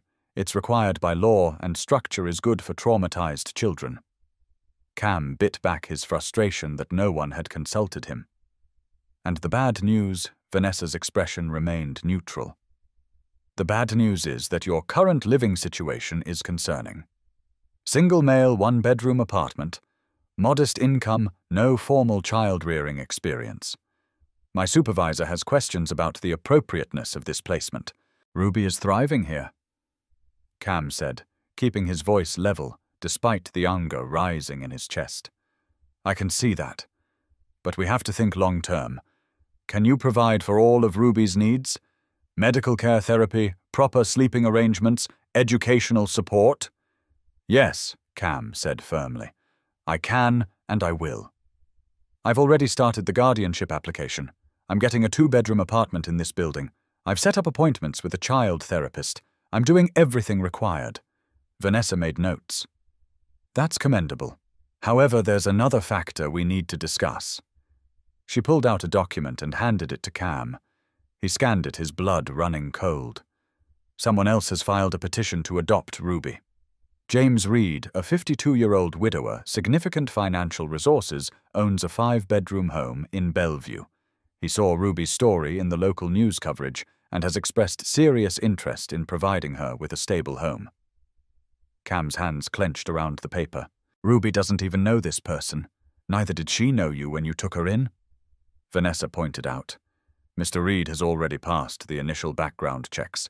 His home study is being expedited. Legally, his petition was filed before yours, which gives him priority. This isn't about who filed first. Cam said, his voice rising. It's about what's best for Ruby. She's happy here. She's healing here. I understand your attachment, Mr. Brooks, but my job is to ensure Ruby's best interests, not to validate your emotional needs. The words hit Cam like a slap. You think this is about me? I'm trying to give that little girl a family, a home, someone who won't abandon her like everyone else has. Vanessa's expression softened slightly. I believe your intentions are good, but intentions aren't enough. The court will look at who can provide the best life for Ruby. Mr. Reed can offer private schools therapy opportunities you can't match on a security guard's salary. Money doesn't make a family, Cam said quietly. No, but it provides stability. And stability is what Ruby needs. After Vanessa left, Cam sat in stunned silence. Ruby emerged from the bedroom, her face worried. Is she taking me away? Cam pulled her into his lap. Not if I have anything to say about it. But that man she talked about is nobody. You don't know him and he doesn't know you. This is your home. You're staying here. But what if the judge says I have to go? Cam looked into Ruby's terrified eyes and made a promise he had no authority to make but every intention to keep. Then we'll fight. And we won't stop fighting until you're safe. That night, Cam called Derek in a panic. Derek listened to the whole story before responding. Okay, Derek said calmly. This isn't ideal, but it's not over. We need to build your case. Gather evidence of Ruby's progress. Get statements from her teachers, from Teresa, from anyone who's seen you two together. And we need to be prepared for the home study. What's that involve? Everything. They'll inspect your apartment, interview. You extensively possibly require psychological evaluation, financial disclosure, background checks going back years. They're going to put your entire life under a microscope. Let them, Cam said. I have nothing to hide. What about this James Reed? Can we find out more about him? I'm already on it, Derek said. Something feels off about someone who sees a news story and immediately decides to adopt. I'll dig into his background. Week 3 brought the move to the 2-bedroom apartment. It was on the 2nd floor of the same building, slightly more expensive but manageable. Teresa helped them pack and unpack, turning the process into an adventure for Ruby. The new apartment felt different immediately. Ruby had her own room for the first time in weeks. They painted it together, pale purple, Ruby's choice because it reminded her of Grandma Ruth and the jacket that had kept her safe. They hung pictures, assembled furniture that Cam bought second-hand, made it hers. This is really mine, Ruby asked, standing in the doorway of her completed room. Really yours, Cam confirmed. Your safe space, your home. Ruby threw her arms around him. Thank you, Daddy. The word stopped Cam's heart. She'd called him Cam since that first night, never Dad or Daddy. But now, spontaneously, she'd given him the title he'd thought he'd never hear. You're welcome, baby girl, he managed through the tightness in his throat. Week 4 brought Dr. Sophia Grant into their lives. She was the child psychologist assigned to evaluate both Ruby and Cam as part of the home study process. Unlike Vanessa, Dr. Grant radiated warmth. She had kind eyes and a gentle manner that put Ruby at ease almost immediately. The first session was just observation. Dr. Grant watched Cam and Ruby interact, noting how Ruby sought his presence, How Cam responded with patience and attentiveness. How they communicated in the shorthand of people who'd learned each other's rhythms. "You have a beautiful bond," Grant commented after Ruby had gone to play in her room. "We're working on it," Cam said. "She still has nightmares. Still hoards food sometimes. Still tests boundaries to see if I'll leave." "That's normal for a child with her trauma history," Dr. Grant said. "But she's making remarkable progress." "Do you know why?" Cam shook his head. "Because you're giving her the two things she needs most: consistency and unconditional positive regard. You show up. You don't waver. You love her regardless of her behavior. That's exactly what attachment research tells us traumatized children need to heal." "I just want her to be happy," Cam said simply. "I can see that, and I'll make sure my report reflects it." But week 4 also brought darker news. Derek called one evening, his voice troubled. "I found something on James Reed." Derek said, "He's tried to adopt before, multiple times. So maybe he really wants kids. It's the pattern that's concerning. He pursues adoption, aggressively gets approved, then withdraws at the last minute. 3 times in the past 6 years. Why would he do that? That's what I'm trying to figure out. But Cam, it looks like he treats adoption as, I don't know, a project, something to pursue for the challenge. Then loses interest when it becomes real. We need to tell Vanessa. I already did. She's concerned too, but legally Reed hasn't done anything wrong. He's allowed to change his mind, and his current petition is valid. So what do? We keep building your case and hope the judge sees what we see, that Reed's history shows instability while you've shown commitment." Week 5 brought the meeting Cam had been dreading. The state required potential adoptive parents to meet before the court hearing. The theory was that it promoted cooperation and helped everyone remember this was about the child's welfare, not a competition. The reality felt more like showing up for battle. The meeting took place in a conference room at the Department of Children and Family Services. Derek accompanied Cam. James Reed arrived with his lawyer, a severe-looking woman in an expensive suit, who immediately took control of the room. "Mr. Brooks," Reed said, extending a hand. "James Reed, a pleasure to meet you." Reed was everything Cam wasn't. Tall, distinguished-looking silver hair, perfectly styled suit that probably cost more than Cam made in a month. He had the easy confidence of someone who'd never been told no. Cam shook his hand reluctantly. "Mr. Reed, please call me James. We're all here for Ruby's benefit, after all." They sat across a table that felt like a chasm. Reed's lawyer, Ms. Harrison, opened a folder. "Mr. Brooks," she began, "I want to be clear that we have tremendous respect for what you did. Taking in a homeless child, providing immediate care, that's commendable. But we need to think about Ruby's long-term needs. I am thinking about her long-term needs," Cam said. "That's why I'm seeking to adopt her." Ms. Harrison smiled thinly. "With all due respect, what can you offer her? You work night shifts as a security guard. You live in a modest apartment. You have no family support network, no relevant experience. I offer her love," Cam said. "Consistency. Someone who shows up every day and doesn't give up when things get hard." "Love is wonderful." Reed interjected, his voice smooth as oil. "But children need more than love. They need opportunities. I can provide Ruby with the best schools. Travel, cultural experiences, everything she deserves. She deserves a parent who won't abandon her." Cam shot back. Reed's smile didn't falter. "I'm not sure what you're implying." Derek spoke up. "Mr. Reed, can you explain why you've withdrawn from 3 previous adoption attempts?" Ms. Harrison intervened. "That's irrelevant to this case."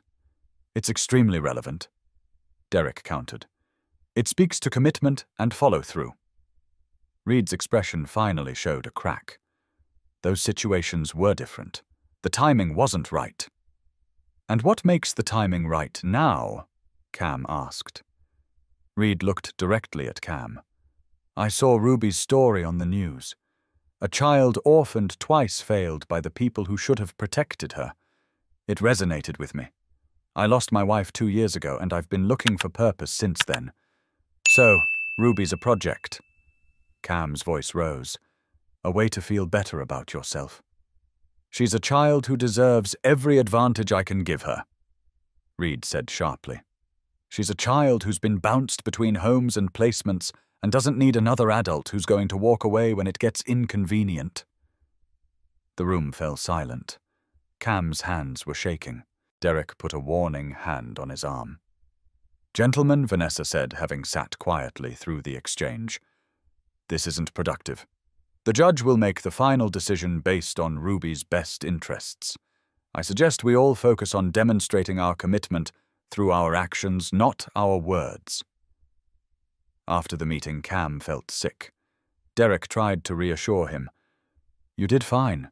You were passionate, and that counts for something. He can give her everything I can't. Cam said hollowly. He can give her money and things. You're giving her yourself. That's infinitely more valuable. But Cam couldn't shake the fear that it wouldn't be enough. That evening, Ruby noticed something was wrong.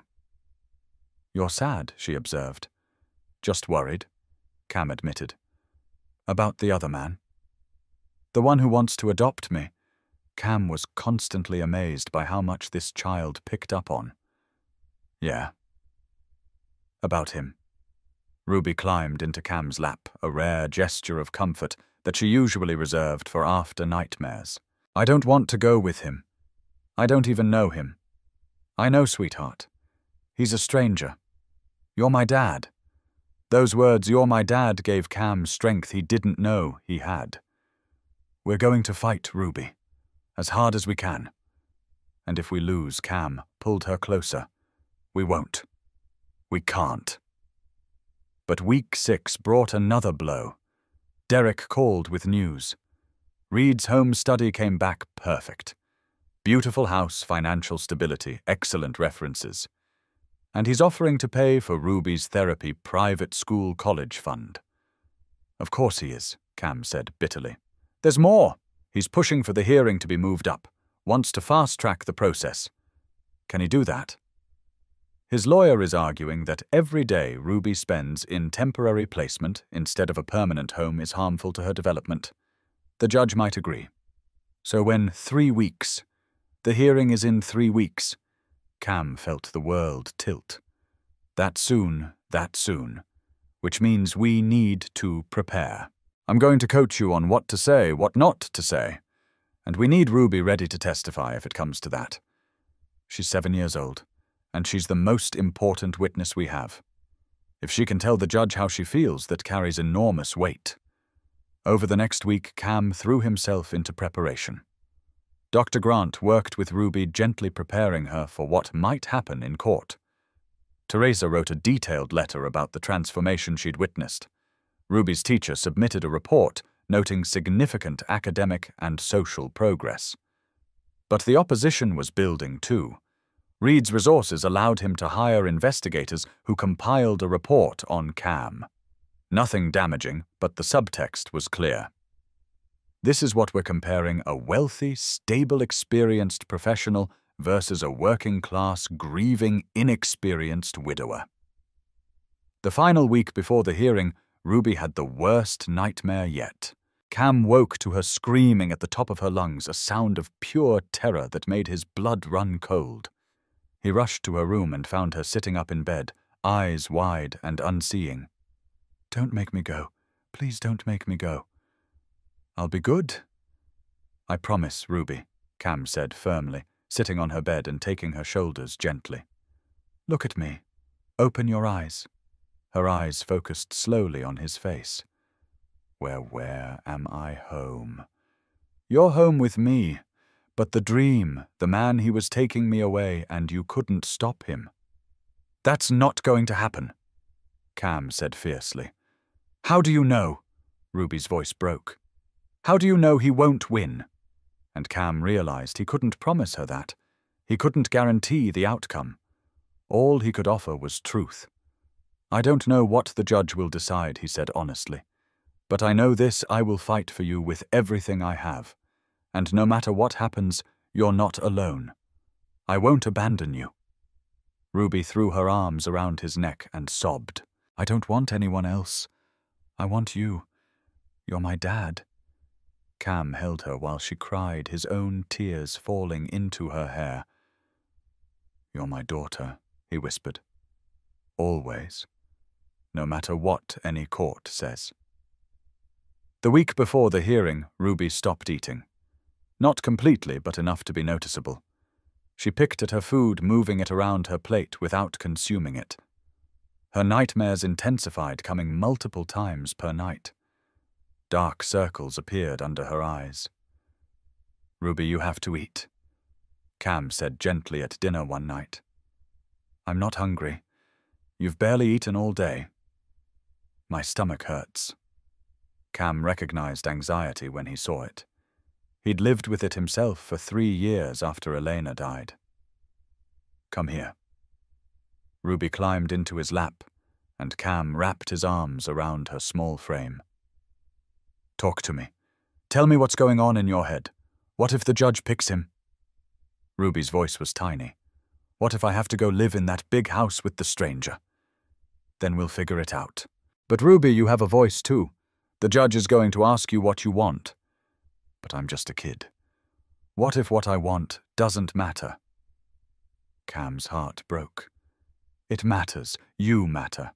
Everything about you matters. Ruby was quiet for a moment. Then Cam, if I have to go with him, will you forget about me? The question destroyed him. He turned Ruby around so she was facing him, made sure she could see his eyes. Listen to me very carefully. There is no scenario in which I forget about you. If the absolute worst happens and you have to live somewhere else, I will visit you every single time they let me. I will write you letters. I will call. I will never ever stop caring about you.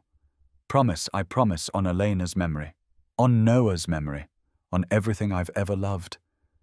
Ruby buried her face in his shoulder. I'm so scared. Me too, Cam admitted. I'm terrified. But we're scared together, okay? You're not alone in this. That night, around 3 a.m., Cam heard sounds from Ruby's room. Not screaming this time, but quiet crying. He found her packing her purple backpack, the one she'd had that first night.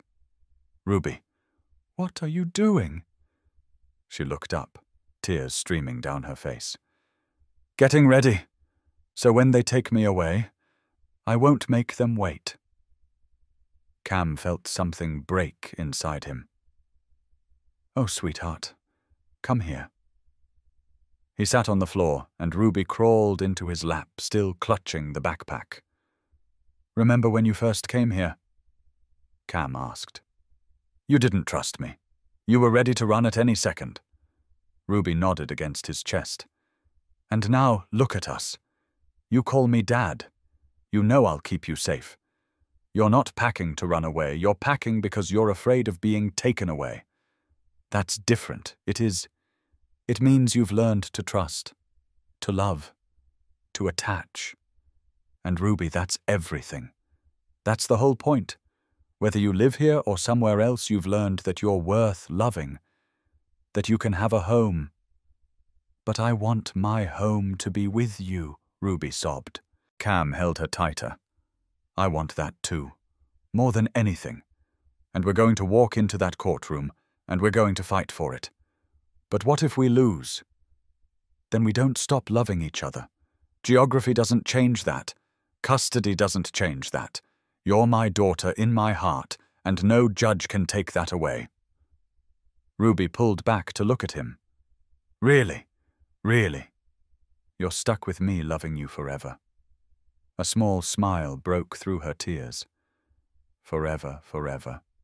Can I sleep in your room tonight? I don't want to be alone. Of course. They made a nest of blankets on Cam's floor. Ruby curled up against him, and Cam wrapped his arm around her protectively. Dad?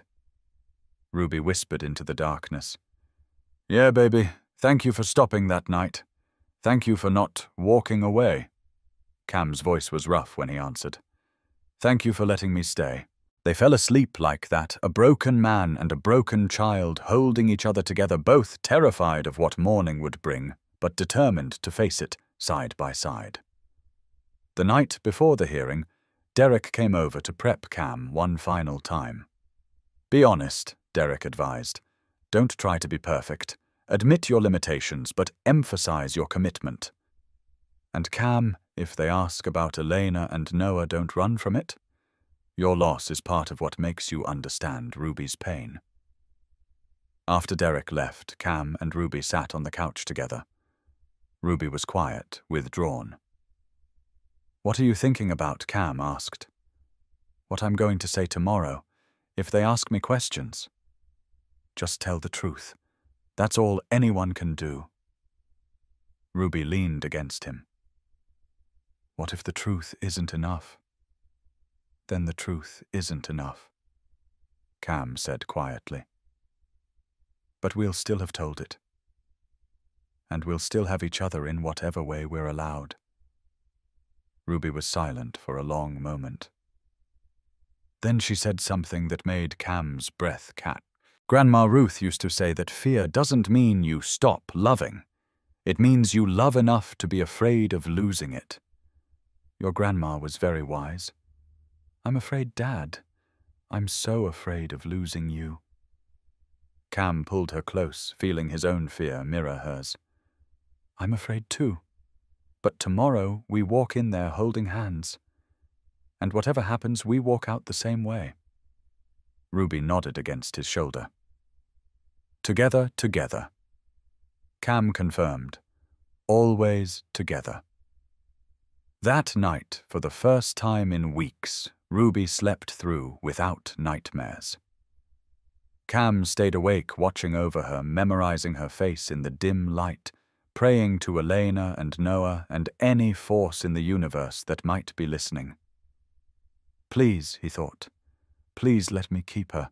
Please let us be a family. Morning arrived too quickly, bringing with it the day that would determine the rest of their lives. The morning of the hearing, Cam woke before dawn with his stomach in knots. Ruby was already awake, sitting on her bed in the purple dress they'd bought together for this occasion. Her hair was brushed smooth, and she'd attempted to put it in a braid using the technique Cam had taught her.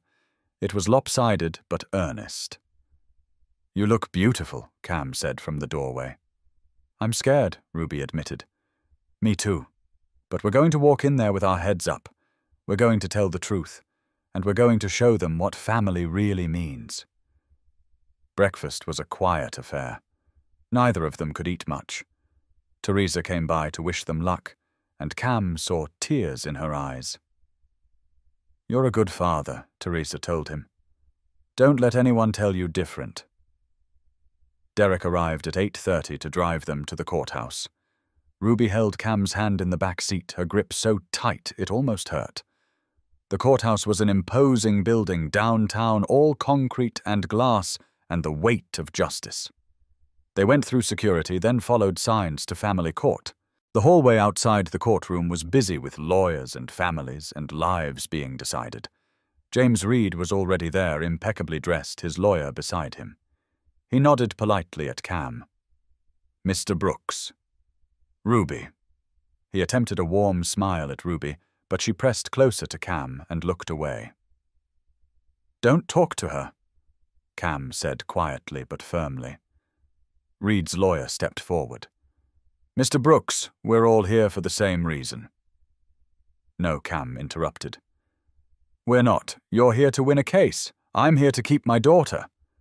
Before Miss Harrison could respond, Derek put a hand on Cam's arm. Let's wait inside. The courtroom was smaller than Cam expected. Wood paneling, a judge's bench tables for the opposing parties, a section for witnesses. It smelled like old paper and furniture polish, and the anxiety of everyone who'd ever waited for a verdict. Judge Patricia Morales entered, and everyone stood. She was in her mid-50s, Latina, with sharp eyes that seemed to see everything. She took her seat and reviewed the files in front of her. This is case number 4427 Morales versus Reed. Petitions for adoption of Ruby Winters, a minor child. She looked up. I've read both petitions and all supporting documents. This will be a thorough but fair hearing. My only concern is what's best for this child. She gestured to Reed's table. Mr. Reed, your petition was filed first. We'll hear from you. James Reed took the stand, composed and confident.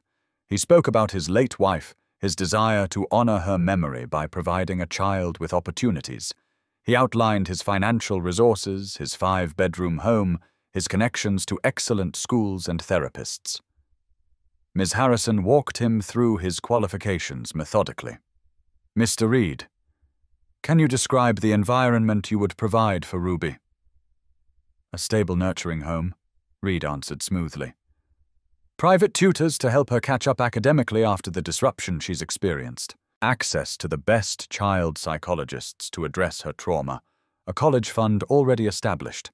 And your commitment level. Unwavering. I'm semi-retired, so I have flexibility in my schedule. I can be present for school events, appointments, everything a child needs. The testimony went on. Reed painted a picture of stability and resources that Cam couldn't match. But Derek was ready for cross-examination. Mr. Reed, Derek began standing at his table. You mentioned honoring your late wife's memory. Did you and your wife discuss adoption before her passing? Reed hesitated. No, not specifically. So this desire to adopt is new. Since her death, I wouldn't say new, more that her death crystallized it. Derek pulled out documents. You've attempted to adopt 3 times in the past 6 years. Each time you withdrew your petition before completion. Can you explain that Reed shifted uncomfortably? Those situations didn't work out. The children went to other families who were better fits. You withdrew Mr. Reed. You chose to stop pursuing adoption. The timing wasn't right. What makes the timing right now? I'm ready now in a way I wasn't before. Derek let that hang in the air. Or is it that you saw Ruby's story on the news and were moved by the publicity, the idea of being a savior? Reed's jaw tightened. That's not accurate. But you did see her story on the news, yes? And you called child services the very next day. I saw a child in need and wanted to help. Did you consider that Ruby already had someone helping her, that she was bonding with Mr. Brooks? I considered that she deserved the best possible home. Derek sat down, and Cam could see the seed of doubt planted. Next, Vanessa Cole testified as the assigned caseworker. She spoke objectively about both households, noting Cam's limitations and Reed's resources. But she also mentioned something crucial. In my professional opinion, judge both homes could meet Ruby's physical needs. The question is emotional attachment. Ruby has formed a significant bond with Mr. Brooks. Disrupting that bond at this stage could cause additional trauma. Ms. Harrison tried to counter. Isn't it true that children are resilient? That they form new attachments? Children are resilient, Vanessa agreed. But resilience doesn't mean we should repeatedly test it. Ruby has already been through multiple placements. Adding another would be harmful. Then Dr. Sophia Grant took the stand. Her testimony was damning to Reed's case. I've observed Cameron Brooks with Ruby extensively, Dr. Grant said. What I've seen is a textbook example of secure attachment formation. Ruby seeks Cam for comfort. She trusts him with her fears. She's begun to heal in ways that are remarkable given her trauma history. But couldn't she form that attachment with Mr. Reed? Ms. Harrison asked. Possibly, Dr. Grant said. But attachment isn't automatic. It requires consistency, attunement, and time. Ruby is currently in a critical window of healing. Disrupting her primary attachment figure now could undo months of progress. After Dr. Grant came Teresa Abbott, Ruby's teacher, Cam's work supervisor. Each testified to Cam's character, his commitment, the visible changes in Ruby. Finally, Judge Morales said, I'd like to hear from Cameron Brooks. Cam's legs felt unsteady as he took the stand. He'd never been more terrified. He placed his hand on the Bible and swore to tell the truth, then sat in the chair that suddenly felt like it was under a spotlight. Derek stood. "Mr. Brooks, can you tell the court about the night you found Ruby?" Cam took a breath. "It was Christmas Eve just after midnight. I was heading to work and saw her searching through a dumpster for food. She was 7 years old alone in December weather, eating garbage because the adults who were supposed to care for her had failed." "What did you do?" I stopped. I couldn't walk away. "Why not?" "Many people would have." Cam's throat tightened. "Because I know what it's like to need someone and have no one show up. When my wife and son died, I felt like I was drowning and no one saw. I couldn't do that to Ruby." "Tell us about your wife and son." Cam's voice went rough. "Elena died during childbirth 3 years ago. Our son Noah died with her. They had their whole lives ahead, and in an hour, it was all gone. How did that experience prepare you to care for Ruby?" "It didn't," Cam said honestly.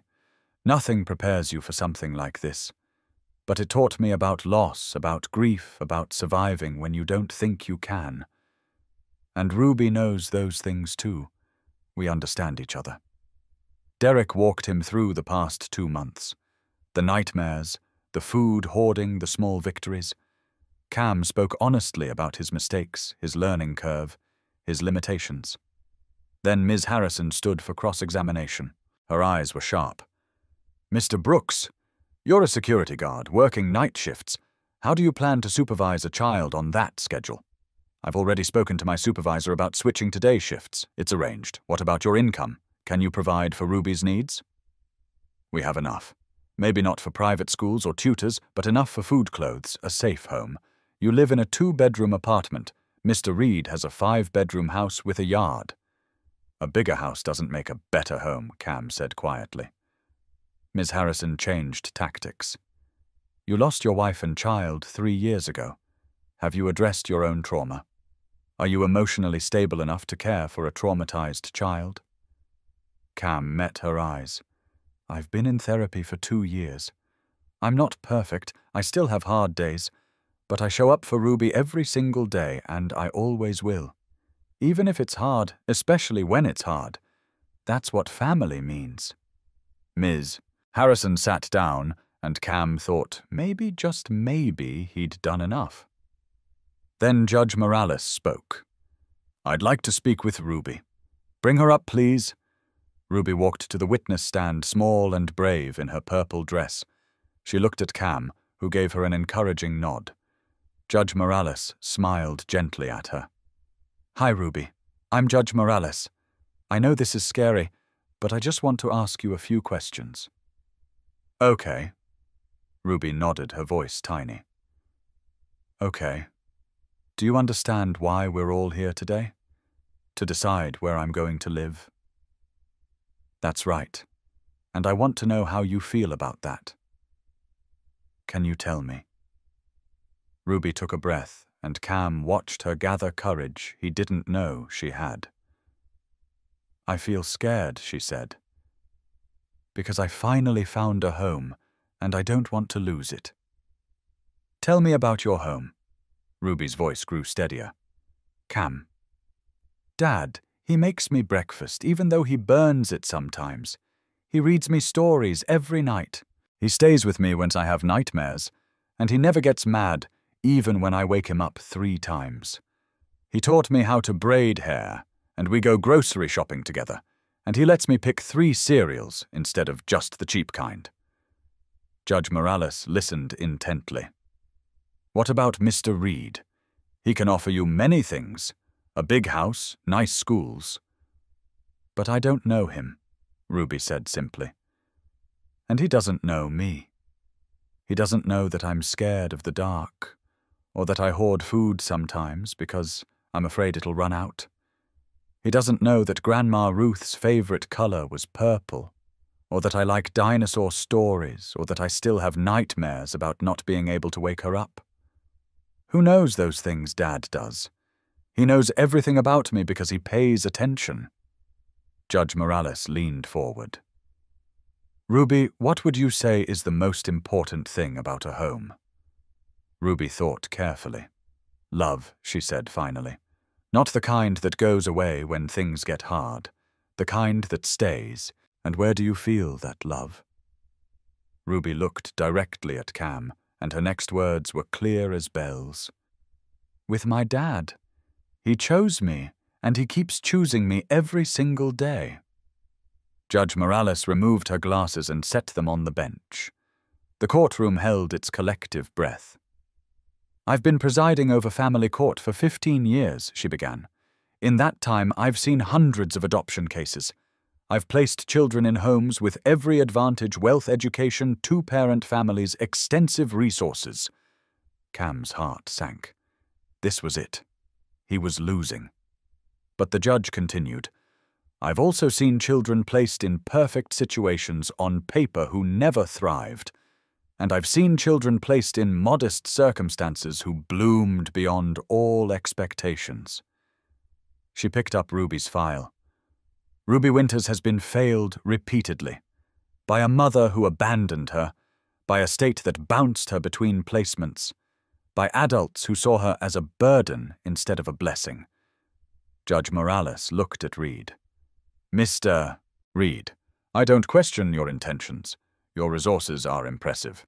You could provide Ruby with material advantages Mr. Brooks cannot match. Reed's lawyer looked confident. However, the judge's voice hardened. I am deeply troubled by your pattern of pursuing and abandoning adoption attempts. 3 times you've started this process. 3 times you've withdrawn. That suggests adoption is more about your needs than about commitment to a child. Reed's face flushed. The judge turned to Cam.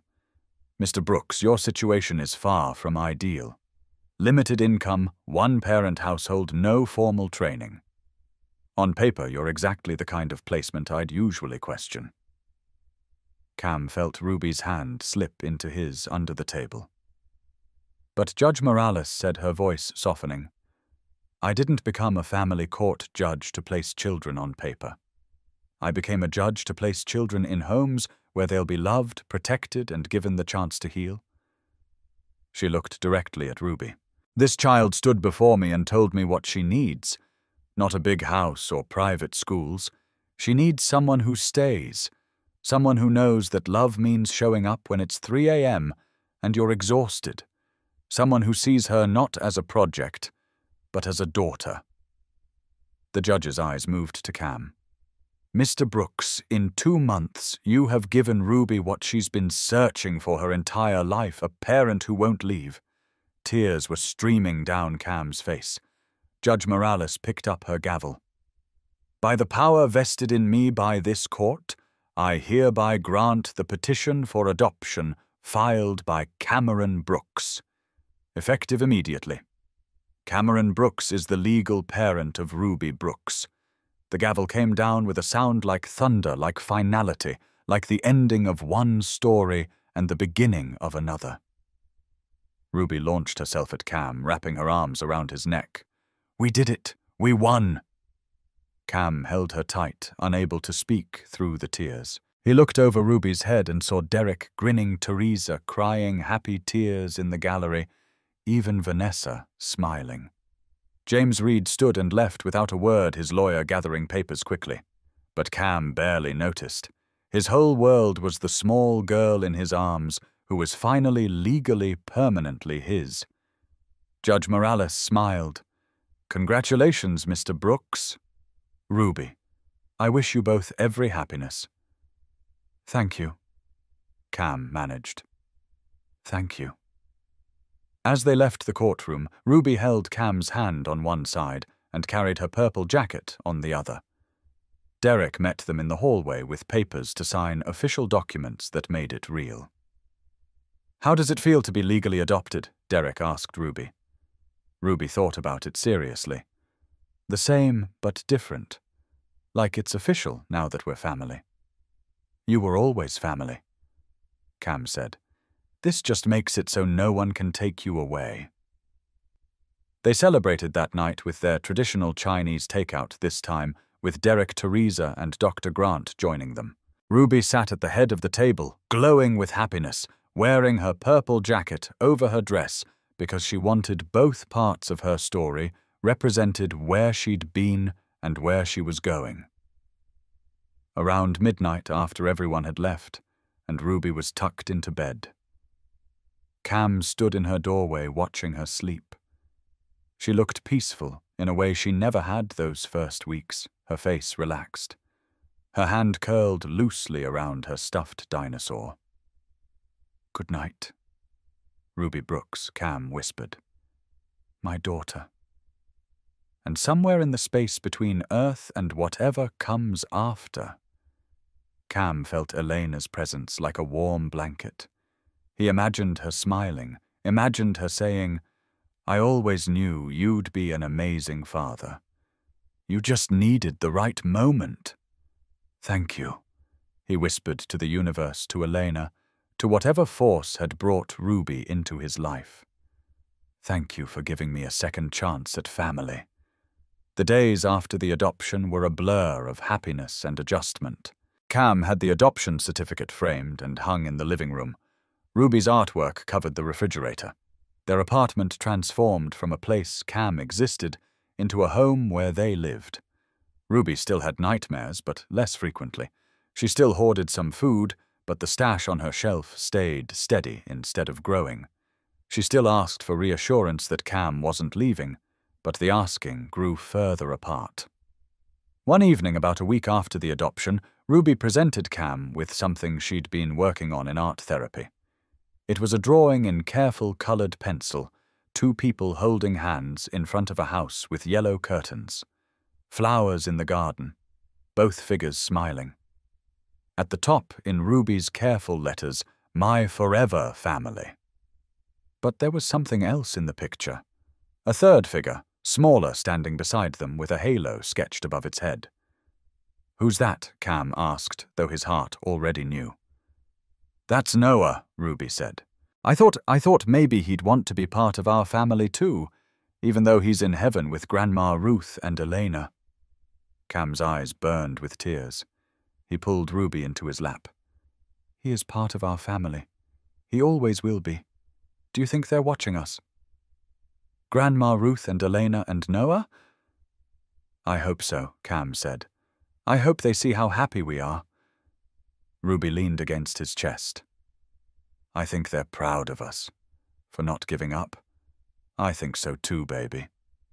They sat like that for a long time, holding each other, thinking about the ghosts who'd shaped them and the future they were building together. Christmas Eve arrived again, bringing with it a full circle moment. Cam and Ruby returned to the spot where everything had changed, the parking lot. The dumpster, the place where a broken man had stopped for a desperate child. Ruby wore a new purple coat, this one warm and well-fitted, a gift from Teresa. She carried 2 cups of hot chocolate steam rising in the cold air. They stood in silence for a moment, looking at the dumpster that had been Ruby's restaurant a year ago. "Do you remember what you were wearing?" Cam asked. Ruby smiled. Grandma Ruth's purple jacket and shoes held together with duct tape. "And now look at you. Warm coat, good shoes, full belly."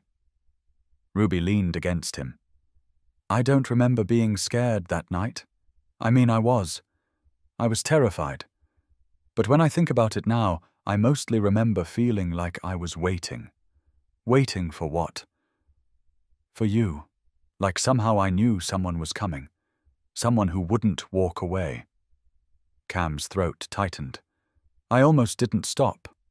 I had my hand on my car door already planning my route to work." "What made you turn around?" Cam looked up at the stars beginning to appear in the darkening sky. Maybe Elena. Maybe Grandma Ruth. Maybe both of them working together. "I think they wanted us to find each other," Ruby said softly. "I think you're right." Ruby took a sip of her hot chocolate. "You know what Grandma Ruth used to say?" "What's that?" "That sometimes when we think we're at the end of our story, We're actually at the beginning of the most beautiful chapter we never saw coming. Cam felt tears prick his eyes. Your grandma was very wise. They stood together watching the snow begin to fall, thinking about the journey that had brought them here. A year ago they'd been two broken people, a homeless child searching for food, a grieving man searching for purpose. Now they were family whole in their brokenness, healed in their love for each other. "Ready to go home?" Cam asked. Ruby grinned. "Yeah. Our tradition dinner of Chinese takeout awaits. And you promised we could watch that movie where the kid gets left behind." Home Alone is a classic, Cam defended. "It's ridiculous. What kind of parents forget their child? The kind in movies. Real parents remember. Real parents show up. Real parents stay." "Like you," Ruby said, slipping her hand into his. "Like us," Cam corrected. "We stay for each other." As they walked back to the car, Ruby looked back at the dumpster one more time. "Bye," she whispered. "Thanks for being where I needed to be that night." Cam understood. She was saying goodbye to the girl she'd been thanking her for surviving long enough to be found, acknowledging the journey while embracing the destination. That night, as Cam tucked Ruby into bed in her purple-painted room filled with books and artwork and love, she asked the question she sometimes asked when she needed reassurance. "Dad, do you believe in fate?" "I do now," Cam said. Ruby smiled. "Me too. I was meant to search that dumpster that night. You were meant to see me. We were meant to save each other." Cam kissed her forehead. "Sweet dreams, Ruby Brooks. Sweet dreams, Dad." As Cam turned off the light, leaving only the nightlight's gentle glow, he thought about the past year, about how one moment of choosing to stop instead of walking past had changed everything, about how saving someone else had been exactly what he needed to save himself. He thought about Elena and Noah, about the family he'd lost and the one he'd found. Different but equally precious. Not a replacement, but a continuation of love, an expansion of heart. Sometimes the most beautiful families aren't the ones we're born into, Cam thought. They're the ones we choose in our darkest moments. The ones we build with commitment and patience and love that refuses to quit.